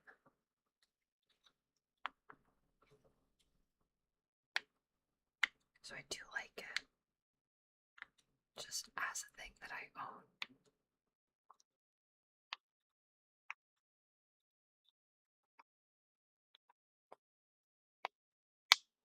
I don't think we'll be seeing Photor for a few years, because I think they just started development on it, Zebrios. So I think some people are saying, Like, it could be 5 years. 27 at the very least. Yeah, I think they literally just started this summer working on it. So, depends on how big the game is, I guess. And how massive the team is. But even then, I think 2027 might still be too early. It might be like 2029, I think, maybe. And even then, I feel like that would be short development. So we'll see. Yeah. I know, we just have to be patient. It's like both exciting but also annoying when people tease stuff that's that far out. Hi Ralph, welcome in. yeah, I don't like this. I'm gonna put it back. I always try to make it work, but I can never make it work, so that's fine. Let me switch to something else.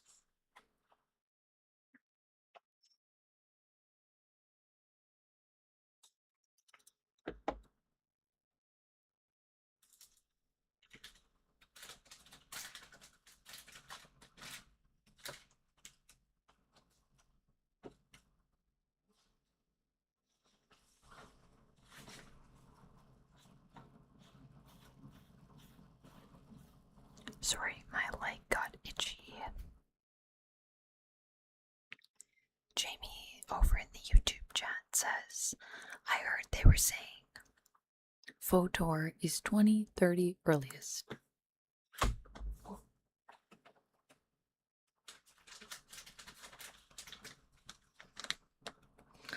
I'm still waiting for some information on that Blade game. Is that still happening? Lauren of Little Things. Hello to you. Welcome in. Yeah. Look at Pie with Divinity and maybe Exodus. Yeah, I don't know how far out we are from Divinity. I think they're still in development. Looks like it's going to be really cool though.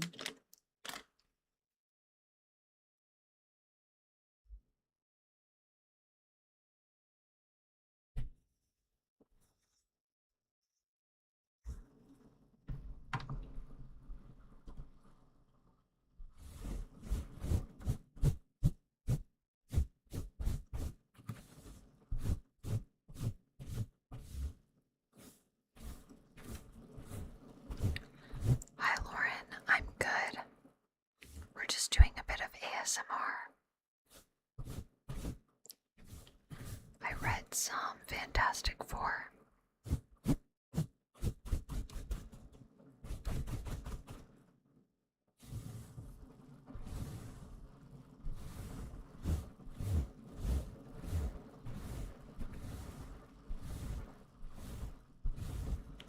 And now we're doing some mic brushing.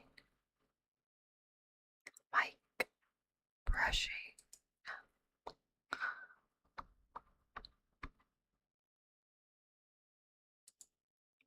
I do like a bit of mic brushing.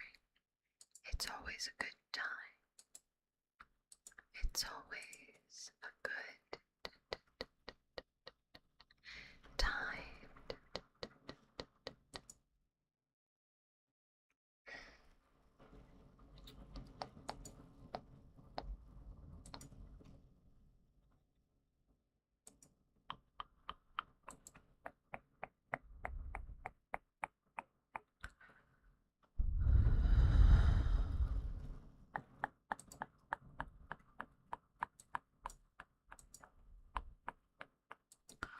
I'm trying to open up a specific doc, but I forget.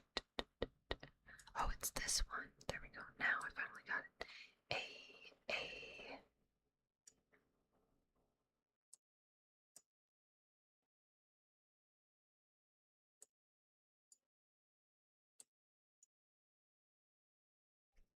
Also, thank you to Super Foxy and the Real Straight Dope for the follows.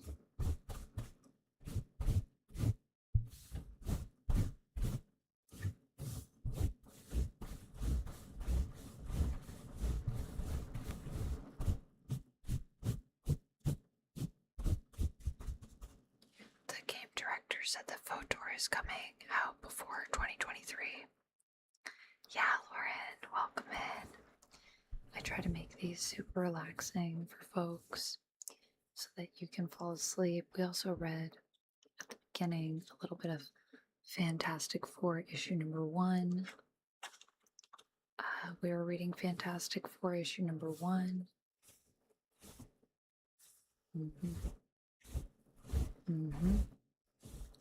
I'm still reading the previous Ryan North series right now, so I am not up to date with One World Under Doom. I do want to read it. I just need to find time. It's hard because a lot of my time is filled up with work. So I try to read as much as I can when I can. I have so many comics in my backlog, guys. It's bad. And books. So many books.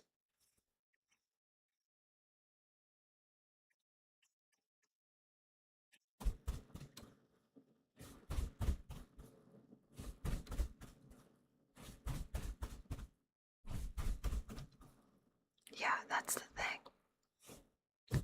Jim, the studio was just formed 6 months ago, which is what I was saying when in Twitch we were talking about our excitement for it, but I was like, well, I just wouldn't expect it too soon because they just started at the studio and just started working on it. I don't know if it was announced way too early. I think it's fine to build the hype. It's just people need to be patient. Just because you announce something doesn't mean that there's a guaranteed date. The problem is we all in our brains get like a headline or a timeline for a game that when we want it to happen and then when it doesn't, we get disappointed. But that's kind of like a on us thing, I think. Like they didn't tell us when it was coming. They just said we're working on it. And you know, they are. What's my favorite cosplay to do? Right now, Lauren, I really love Rogue. And I will be cosplaying as Rogue tomorrow when we play some Marvel Rivals around 1 p.m. EST. You are so welcome, Jim. I hope it helps you go to sleep. Go to sleep. Go to sleep. Go to sleep.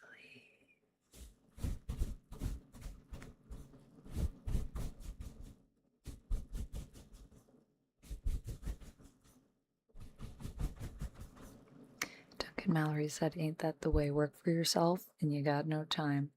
I know my boss is terrible. That's the thing. My boss never lets me stop working. The problem is I enjoy my work too much. I've always been kind of a workaholic and it has not changed.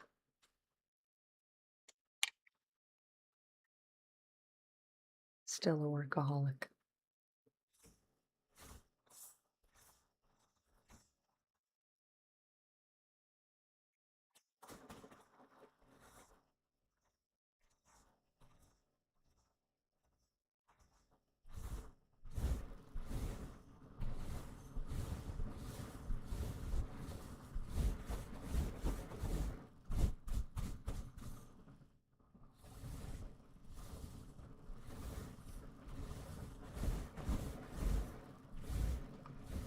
That is the vibe, Lauren.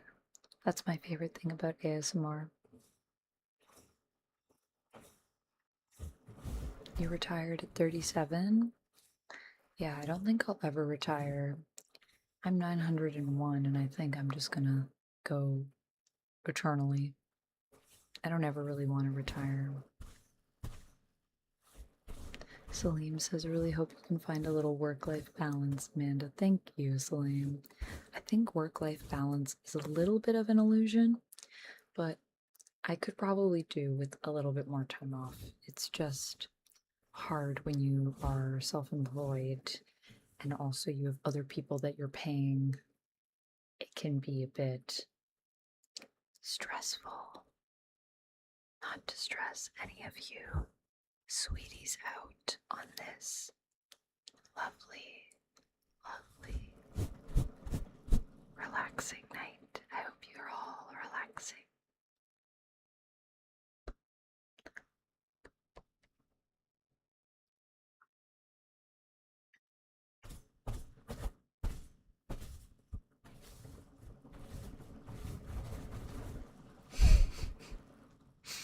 I freaked my camera out there to know what to do. Uneclipsable says 901 years old. You don't look a day over 500. Thank you, Uneclipsable.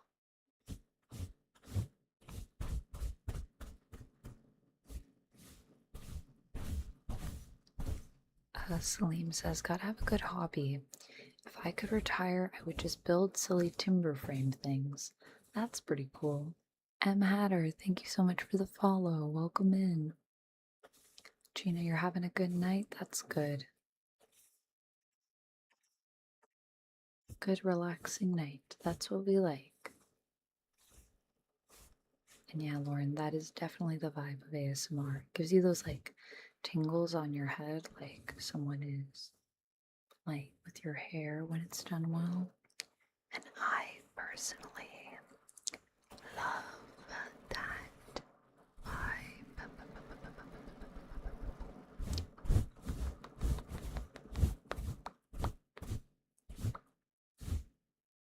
Yeah. See, for me, like a lot of the work that I do, I I'd say all the work that I do is really fun. So I just feel if I wasn't working, like, what would I even be doing? Thank you for the hearts over on the YouTube side, y'all.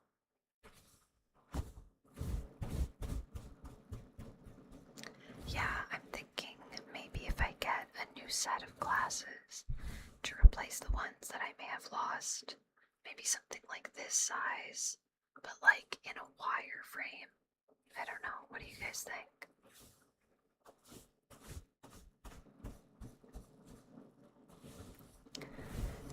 Could I give you some more of those goodnight ASMR messages? I can, Lauren, yes. I also have a wheel, so when I spin it, you can choose specific triggers and things like that, and unlock more comics for us to read or even request books. But for now, what I will say to you, I will take this request because it is nice to say, here's some positive things before you go to sleep. So, I will say to you all that you should all take a deep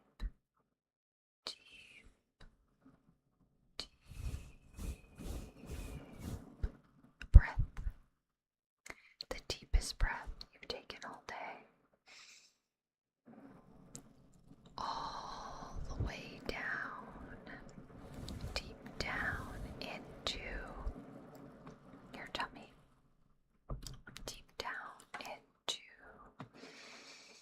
your pelvis and your legs. And if you can inhale all the way down to your feet, I would encourage you to do that. And then you are going to hold that breath for a moment in time. Feel all of the oxygen filling up your body. Take a little bit deeper of a breath if you can, if you have space. A little bit more. And then release all of it slowly.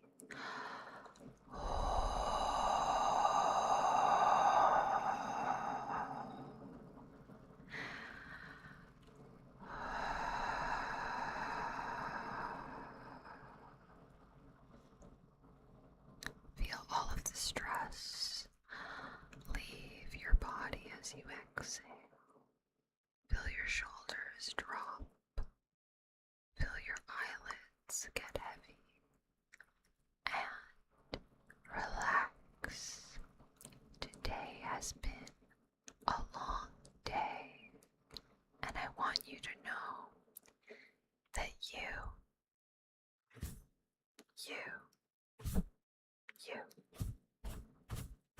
yes, you are doing great. Never forget that you are doing great. You're right where you need to be. Trust in yourself that you are exactly where you need to be at this point in time. Rest easy. The world is a beautiful place. It can be troubling at times. It can be stressful at times. But it is also a wondrous, beautiful place where possibility can be endless if you believe. So believe in yourself and make sure that you take time to celebrate yourself and relax. Relax. You deserve it. You deserve good things. You deserve love. You deserve respect. You deserve rest. And now is your time. Turn off your phone or put it on silent. Keep it away from you, unless you're watching this stream. Still, I would say try to keep the screen away from you. Try to dim the screen. You don't have to see me to relax. My voice can guide you through that. And once you are in a nice dark room, soft sounds, close your eyes and relax your entire body. Feel the surface beneath you come up to meet you, to hold you, to cradle you. You are exactly where you need to be.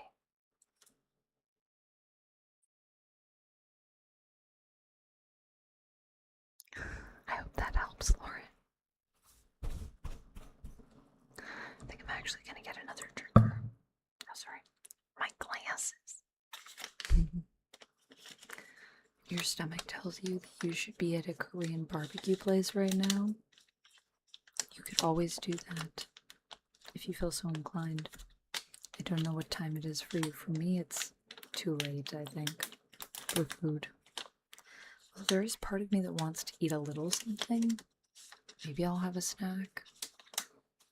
Maybe I'll just have some more water.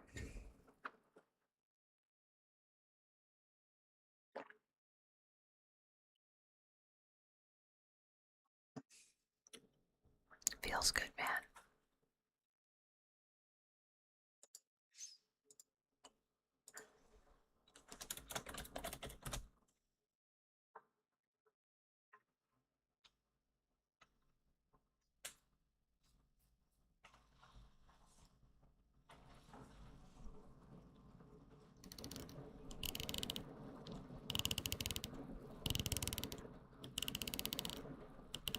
Thanks, Salim. Also, Spellbound, thank you for the lurk.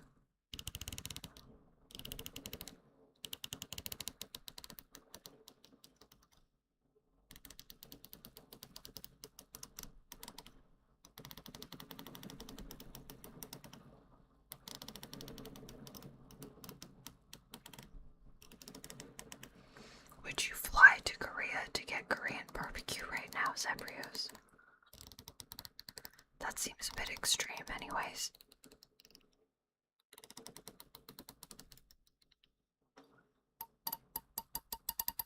You'd consider it. I don't know if it's necessary for the amount of pollution for me to consider that if I had the means. I am trapped in my military bunker, so I can't go anyways. If I could, I don't know. I mean, wouldn't it be open by the time you get there? Because, like, isn't it, like, what time is it in Korea right now? I think they're like 9 hours ahead of us. It's 4:47 p.m. So, like, probably by the time you flew there, yeah, I think they're 9 hours. Is that 9 hours ahead of us? No, that's 14 hours ahead of us. Those are a little further than Tokyo. By the time you got there, I mean, you'd probably need like a 13, maybe less, maybe like a 10-hour flight. So if you went to the airport and you boarded a flight in 2 hours, here it would be, for you, it would be like 3 a.m. Get on the flight, and then add 9 hours. You might have to sleep and then go get it, but you could eventually. 3 a.m. plus like 10 hours would be 3 p.m. plus 9 hours. No, it's like, yeah, it'll be the middle of the night, so I guess they would be closed at that time. Anyways, at that point, you may as well just wait for something to open up, because the amount of time it would take you for the flight, I don't think that's worth it.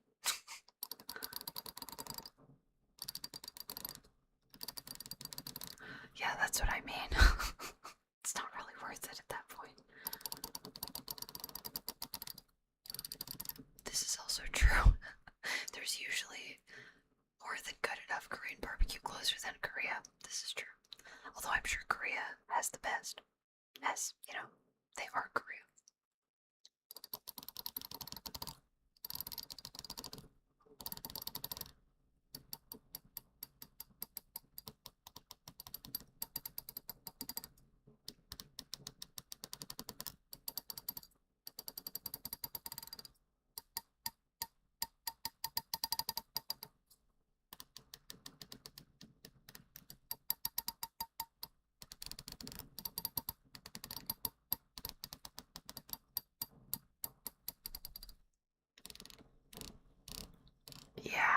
feel like in both Korea and Japan, food is just like so much more reasonably priced actually for what you get.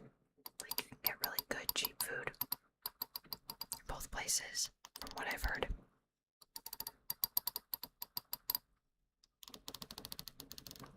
I've never been, but hopefully this year I'll be able to go to Japan. Duck and I will be able to go, we'll see.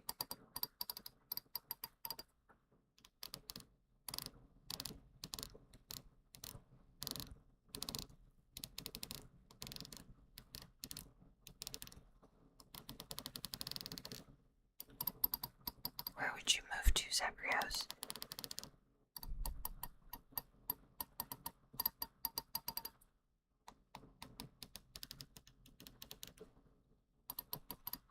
Why was it a strange experience, Lane?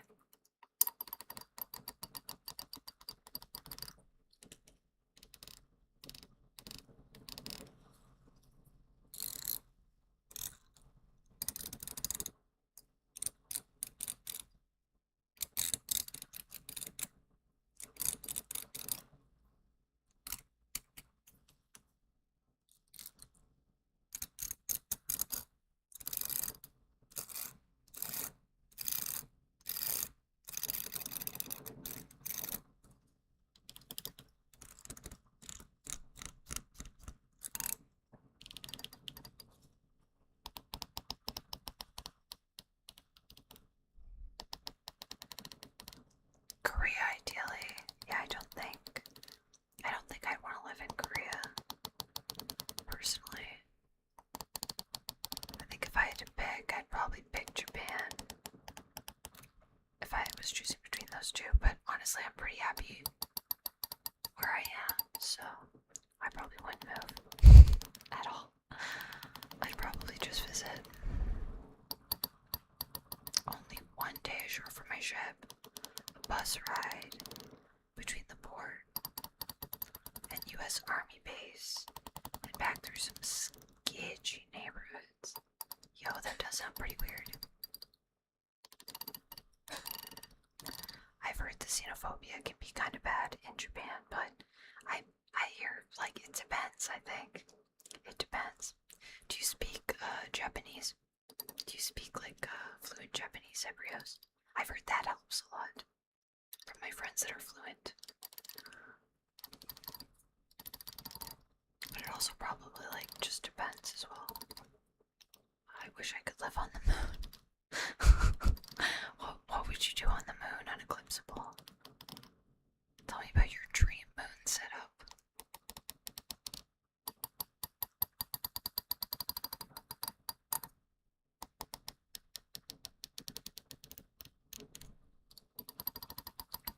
A lot more people in Korea speak English. Interesting. I would just expect no one to speak English. I'm trying to learn Japanese for when I go so I can be, like, somewhat fluent. Probably play video games. That sounds pretty fun. I'm gonna live on the moon. And I'm gonna play video games. Says Uneclipsable.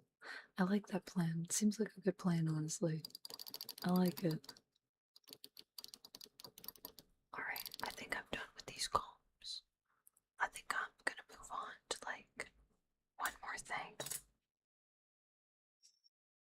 At least. I don't know, maybe we'll do a little bit more. I'm starting to get sleepy. The ASMR is working for me. So I hope it's working for all of you.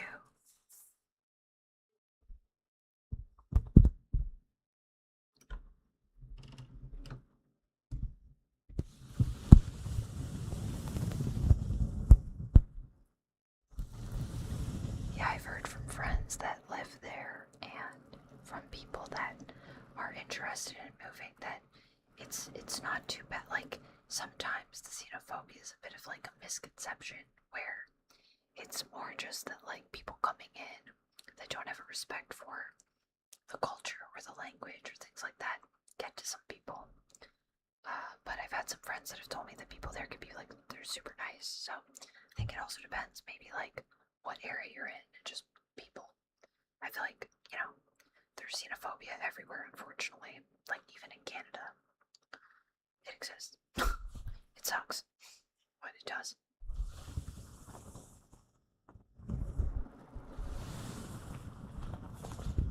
Hopefully it's like less than other places, so I'm just always hoping.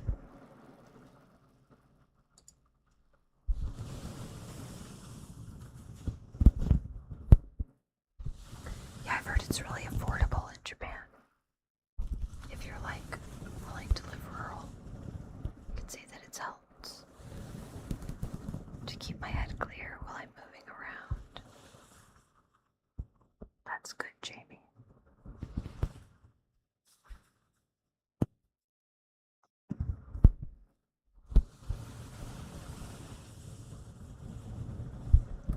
A lot of the older generations, I guess it depends on how much older. I know people that are like that are dating like in their 40s. Like, I have friends that live there that are around that age.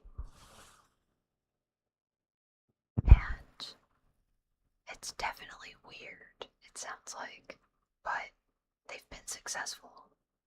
So I don't know. But it also depends on what you're looking for, and things move a lot faster in Japan, I think, for the dating scene. Like, you go out on a date, and then people are like, now we're in a relationship. So, whoa. I would be like, slow down. Hold on a minute. So I have heard that. It's a different vibe.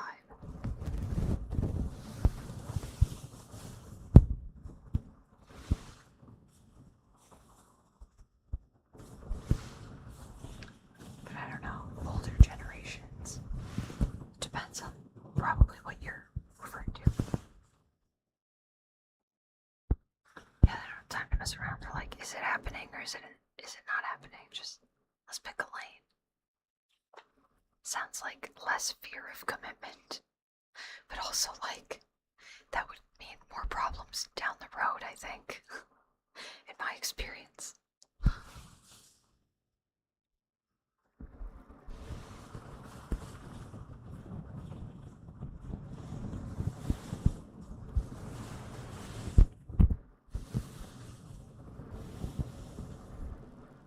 Yeah, I don't know. I don't know if that's true. Maybe it depends on the people. But I've also known women that were older, and I think they were like pretty fire.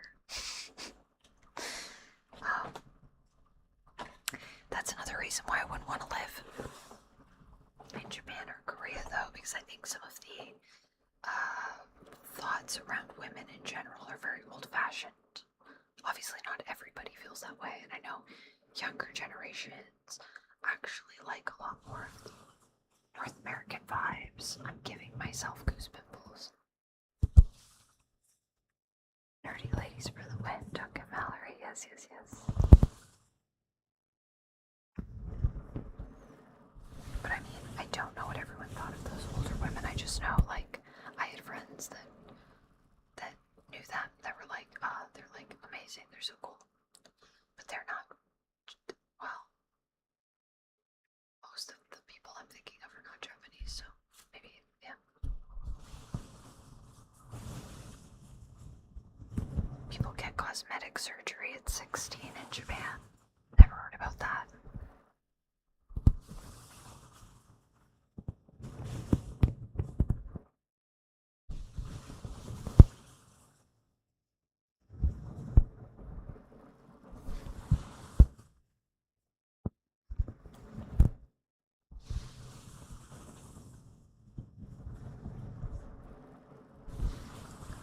That's pretty messed up. Can you just get that if you're 16? I guess your parents would have to still sign off, right? Or is that, like, not a thing?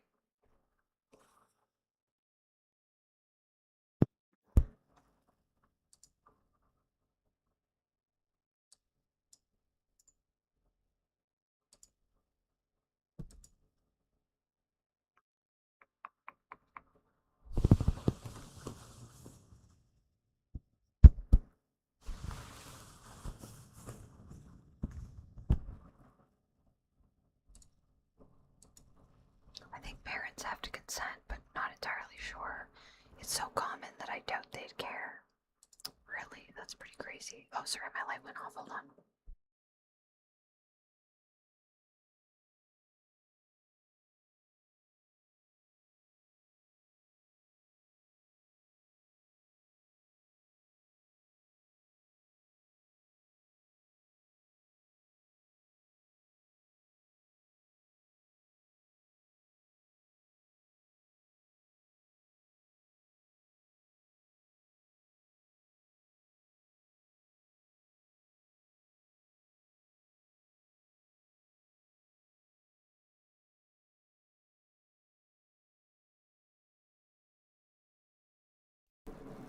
Yeah.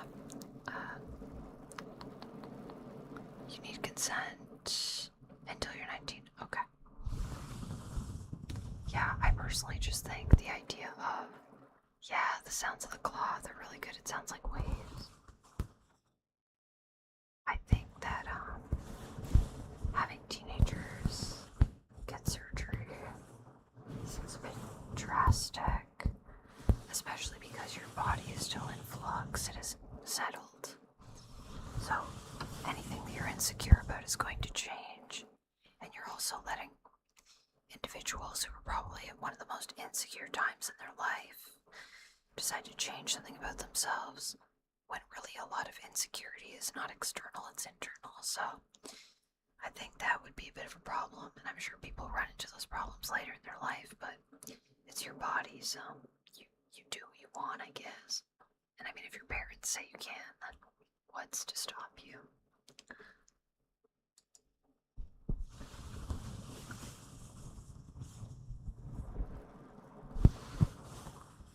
It's a microfiber cloth, yeah.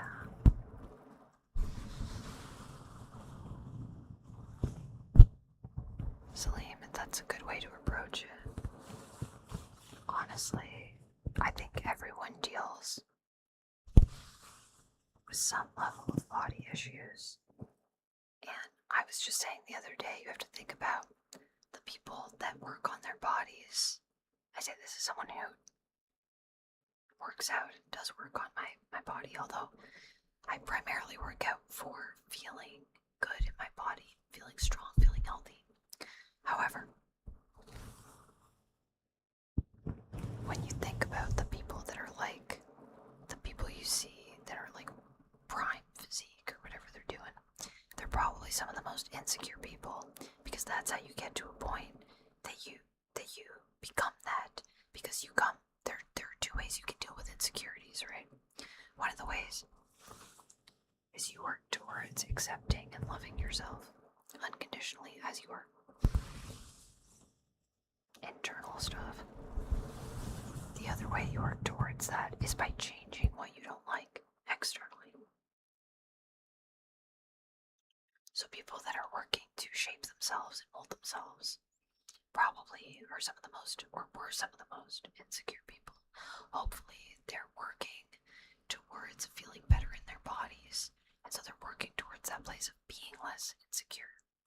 But you have to think that all of those people like started out that way. So when you see someone that looks like amazing, just remember they probably also know what it's like to not feel amazing in their body, even though they look amazing. They look fire.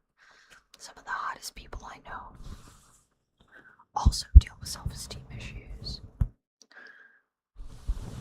And it's just like, every time I hear a friend that I think is super fire saying that, I'm like, man, we all deal with it, don't we? It sucks. But I think it's really normal. Your body's been staging a mutiny. Tell it to chill out, man. Tell it to chill out. Why is it mutiny? Why is it throwing a mutiny? 1 in 3 women have plastic surgery by 29 there. I guess that's not too surprising. I don't know what her stats are like in Canada, but I can't imagine it's actually that far off. 1 in 3 doesn't sound too crazy to me.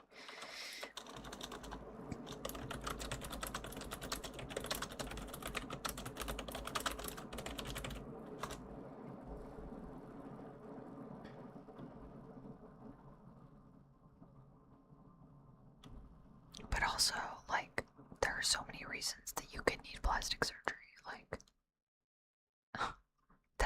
also just like purely like medical, like you would need it.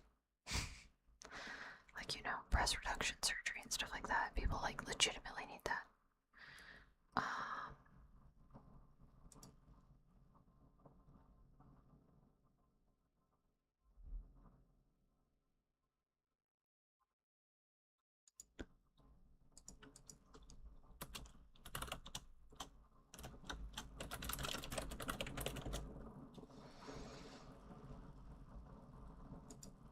All it's telling me is like the breakdown of like men to women percentage, not like how many women, but I wouldn't be surprised if it's also a lot of people here, because I feel like there's a lot of problems with mental health struggles in North America, which all ties back to feeling like you need to change something.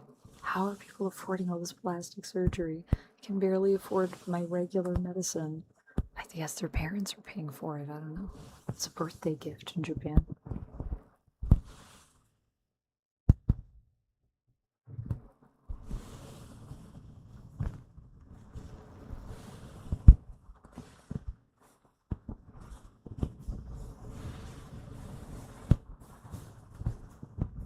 Unhealthy obsession. Appearance is dangerous. Unhealthy obsession with anything is dangerous, I'd say. Unhealthy obsession is dangerous.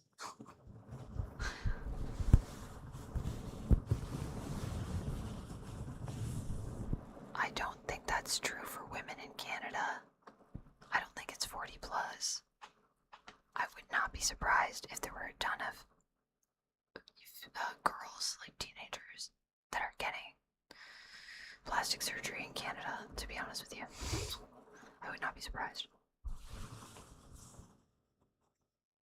I hope that I'm wrong, but I feel like most people that get plastic surgery that are more susceptible are the younger generation, and they get started early, and then you kind of get like hooked on it. Because by the time you're in your 40s, like you're already aging. So the question is, like, do you accept it or not? I guess it depends on how much you've been trying to fight it up till that point. Age is just time passing. It's kind of silly to me that people let it get to their heads. We all age, even immortal beings like me. It happens much slower over time, but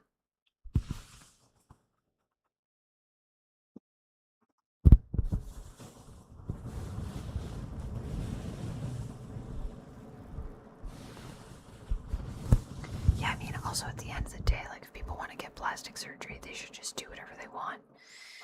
Just make sure that you're in a place where you really want it. You know, it's like anything. It's like a tattoo or a piercing, anything where you're modifying your body. You should just make sure you feel really good about it.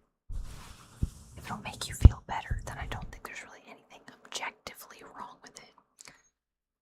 It's just a preference or a choice.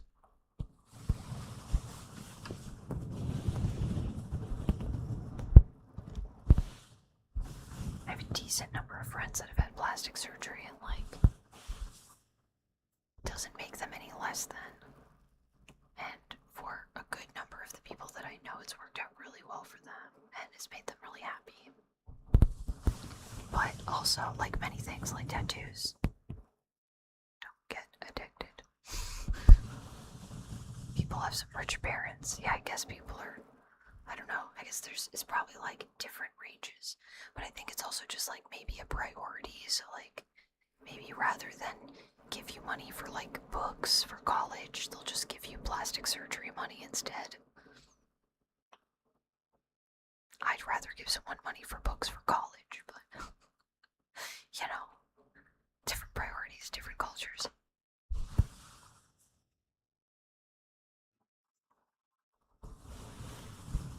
Exactly, Duncan Mallory. Remember, you have to maintain the balance.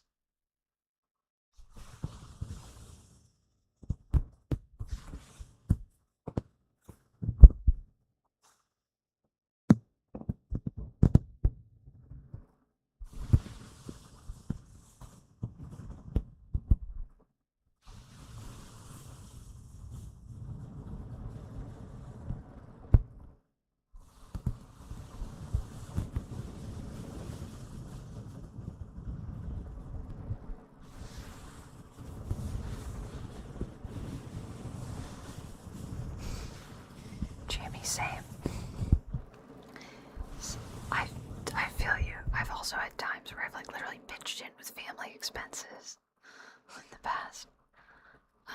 So it's weird when people are like, someone just gives you thousands of dollars for like plastic surgeries. Like, whoa, that's pretty crazy.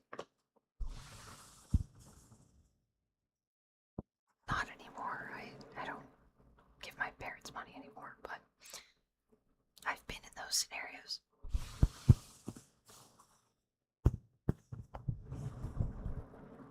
Where I've had to help my relatives.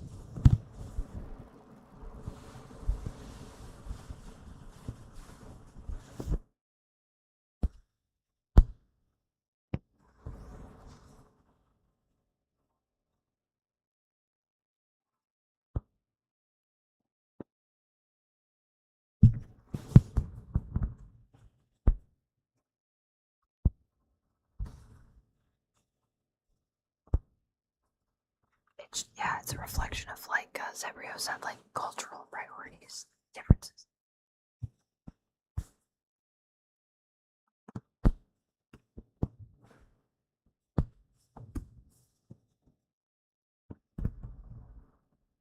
Well, that's nice of you to do that for your family, Zebrios.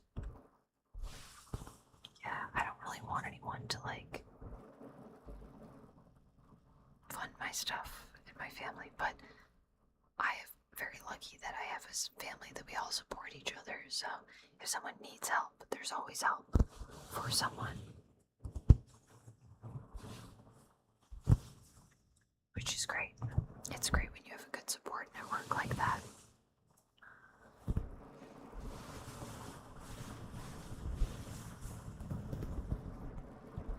But I've always been kind of a really, I guess, independent vampire. I feel you, Zebrios. I'm the same way with money. I'd rather give it to people and help other people than hold on to it and just like have a pile of it. It's like, what's the point in that? Doesn't really help anyone. Yeah, you are good being Zebrios. I agree.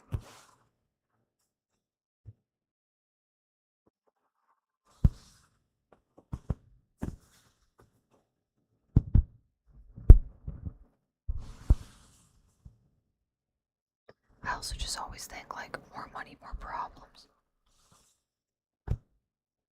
So if I had a ton of money, I'd probably be like, let me find something to do with this. How can I help other people? How can I use it to make stuff? Once I'm good and my people are good, then it's just kind of like, I don't want whatever's left.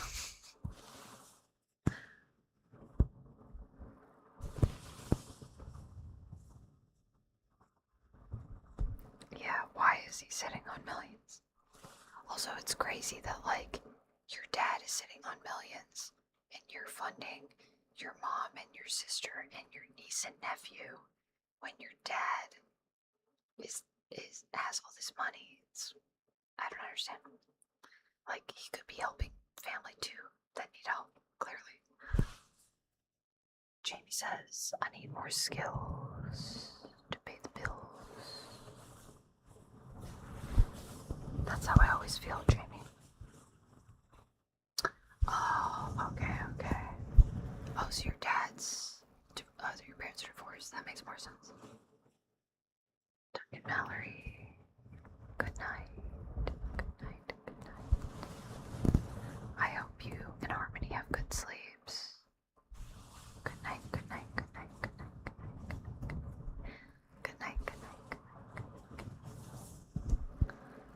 Give some ducks to Duncan Mallory. I think I actually probably should go to bed as well.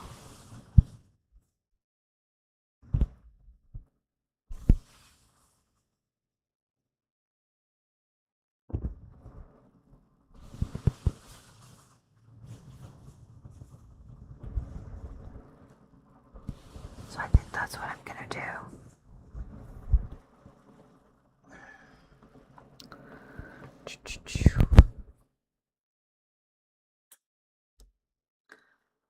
So I hope you guys all have a good night. And thank you so much for joining me for this ASMR stream. It was so fun. I had such a good time. I hope you all had a good time. And I hope you feel relaxed and ready for sleep. Should we do a little, like, just like a little, maybe to end? I might do a little, what's the word?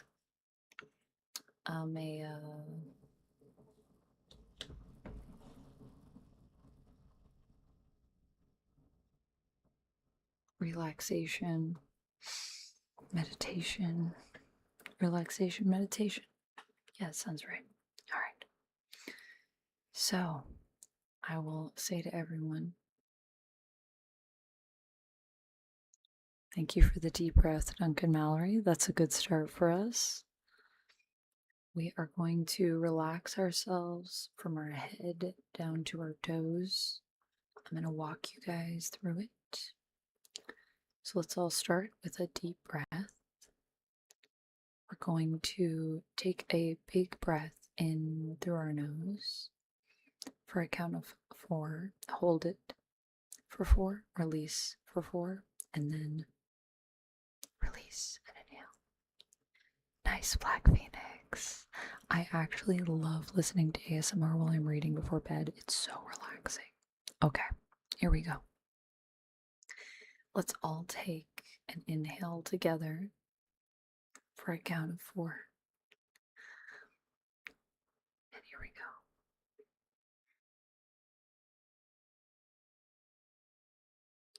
Hold for 4.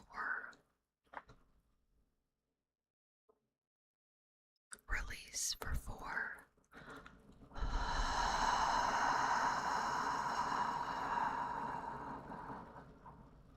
Hold for 4.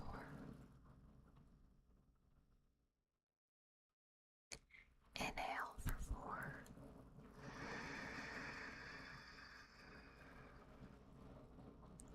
Hold for 4.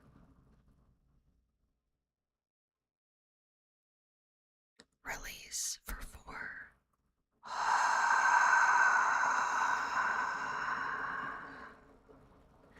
Hold for 4.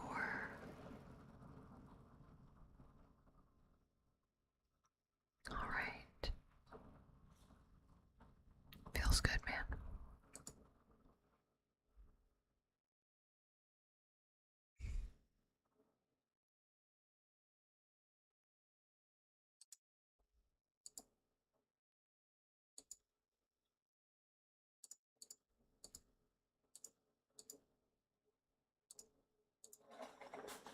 All right.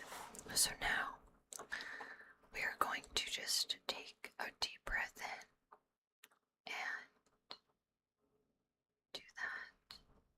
Breathe into your scalp. Take a deep breath. And now you're going to imagine all of the tension leaving your scalp. Every little ounce of tension as it all melts downwards as you exhale. We're going to take a deep breath in to our forehead and hold it and relax all of the muscles on your forehead. Imagine that your skin is almost like melting to the side. It's just melting away, but it's not unpleasant. It's soothing. It's comforting. You can feel your head getting heavier. We're going to take a deep breath into our cheeks and our jaw. And we're going to relax all of those muscles, your smile muscles, your jaw. Take a deep breath in. Hold it. And release. All of the tension from your jaw, from your cheeks. Take a deep breath in to your neck, all the way up under your ears. Take a deep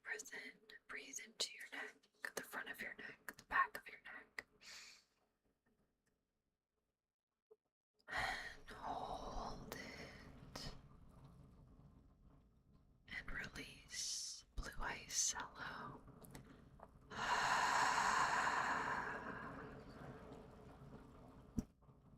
Take a deep breath into your shoulders. We do carry a lot of tension in our shoulders. Take a deep, deep breath into your shoulders. For many, this is a spot that is a bit tricky. Let yourself sense where they are. Hold that breath and release it and let go of any tension that you sense. And just feel your shoulders melt down. Even if you're in bed, feel them melt into the bed. Now we're going to take a deep breath into our chest for a count of 4. And hold it. And release all of the tension. Feel your chest melting into the bed as you exhale.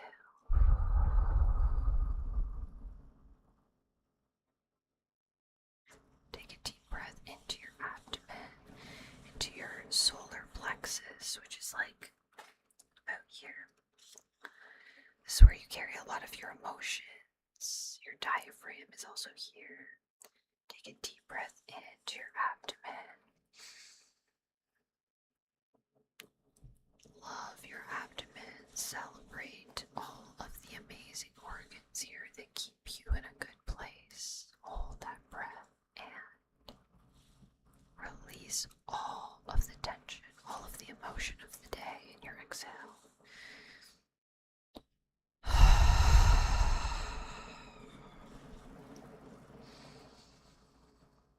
Take a deep breath into your tummy, your beautiful, beautiful belly. Our bellies are magical. They provide us with nourishment. They're the place where everything gets digested and moved through our body to feed us. Celebrate your belly. Inhale.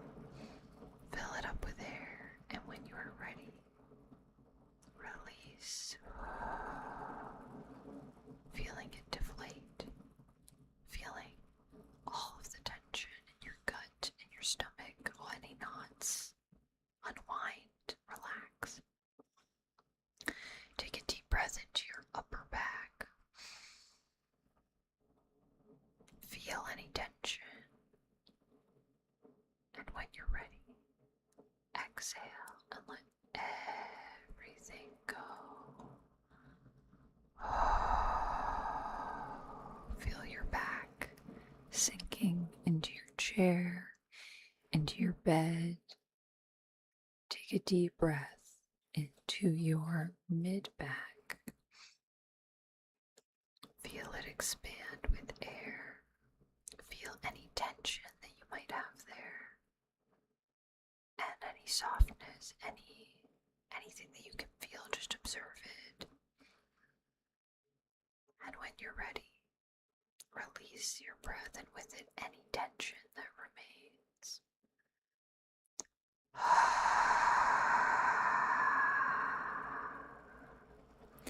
Many people, thank you so much for the follow. We're going to take a deep breath into our lower back, right above our bums. And hold that breath. And when you're ready, release all of the tension in your lower back.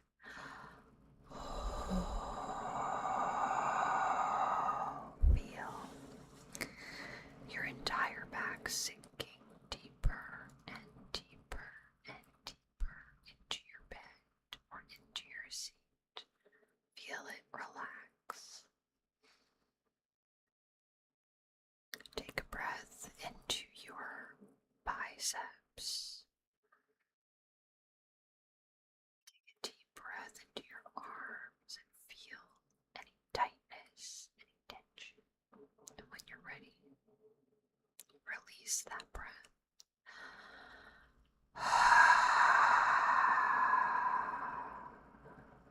Let go. Relax.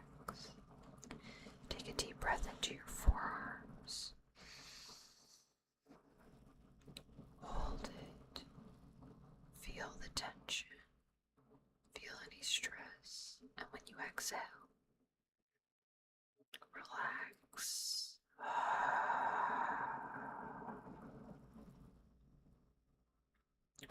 For this next one, I actually want you to ball up your hands into fists. And when we breathe in, ball them up into fists, hold them tight. Hold that breath, hold that tension, let yourself feel it. And when you're ready, after a few moments to let go, let your hands fully unwind and relax. Release the tension. Feel your hands unfurl. Feel your fingers get heavy. Feel them also sink deeper into the mattress. Take a deep breath into your pelvis, your glutes,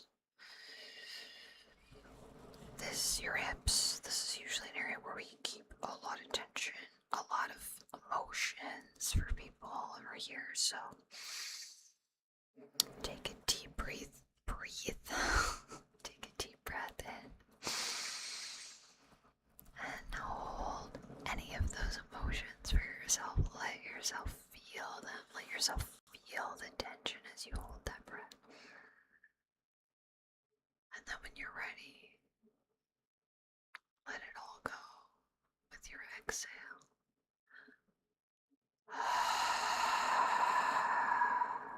Let yourself be free and present. Feel your pelvis sink deeper into the mattress. Take a deep breath into your thighs, your quadriceps, your hamstrings. Deep breath. Feel all of the tension melt away as you exhale. The skin coming off from the top of your thighs, sinking down, becoming liquid as it sinks into the mattress. Feel how heavy your bones are. Breathe into your knees. If you're like me and you have slightly sticky knees, breathe deeply, and when you feel your knees, feel any tightness that might be present, and let it all go.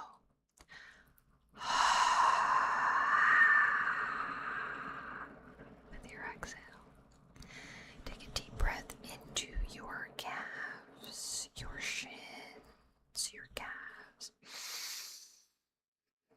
and feel them just melt deep into the mattress. Take a deep breath all the way down to just above your ankles. And relax. And now, take a deep breath into your ankles. Feel if they're stiff, feel if they're loose. Just experience the sensation. And when you're ready, exhale.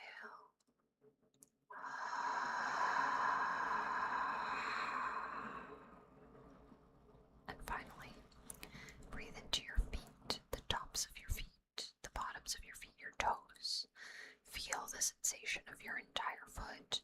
Feel how many bones are in there. We have tons of bones, tons of nerves in our feet. Breathe into your heel, into your Achilles. All the way into the soles of your feet. Breathe into your soul. And when you're ready, release any tension.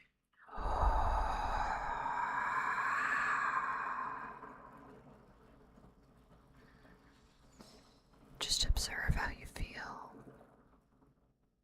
yourself sinking into the mattress. And if you've fallen asleep at this point, if you're no longer with me, that's okay. And if you're still awake, I would encourage you to stay as you are and just feel your body. Be aware of the sounds around you. Be aware of the taste in your mouth. Just try to stay present with yourself as you unwind and relax. Relax, relax. Feel your eyelids heavy. Feel your head heavy. And trust that sleep is coming. And that, my friends, is the end of my ASMR stream today. So I hope you had a lovely, lovely, lovely time. Thank you so much for joining me. I'm going to see if there's anyone on that is doing ASMR at this ungodly hour, as it is quite late for me.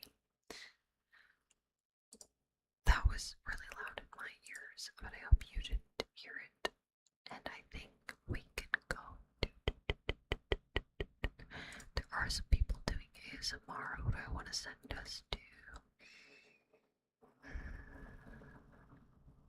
We could go to ASMR Nerd or Amy Pie. Let me see. Yeah, I think maybe let's go to Amy Pie. I think that might be the vibe. Foxy ASMR is also on. I think I like.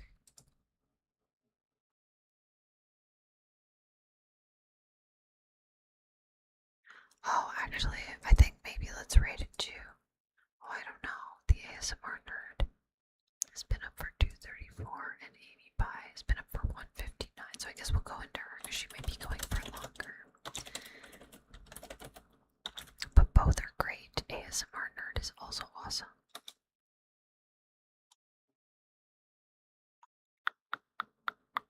Oh wait, actually, wait, no, let's do ASMR Nerd.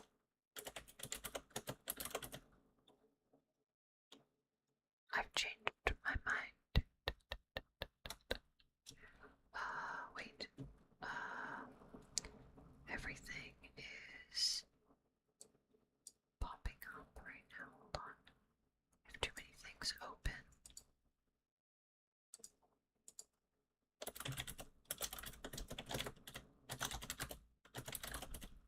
There we go. Now I spelled it right.